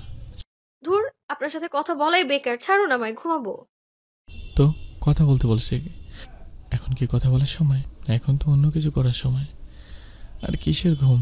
এতদিন পর বউয়ের কাছে আসলাম, রাতে নাক ডেকে ঘুমানোর জন্য নাকি?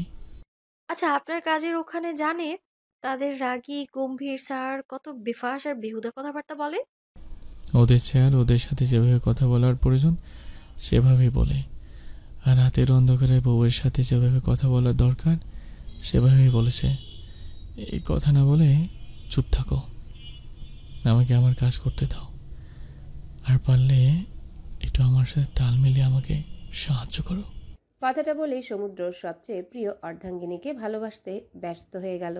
এই রাত যে ভালোবাসার রাত, একসময় রাত ফুরিয়ে যাবে, দিনের আলো ফুটবে, কিন্তু সমুদ্র তার অর্ধাঙ্গিনীকে ভালোবেসে ফুরাতে পারবে না।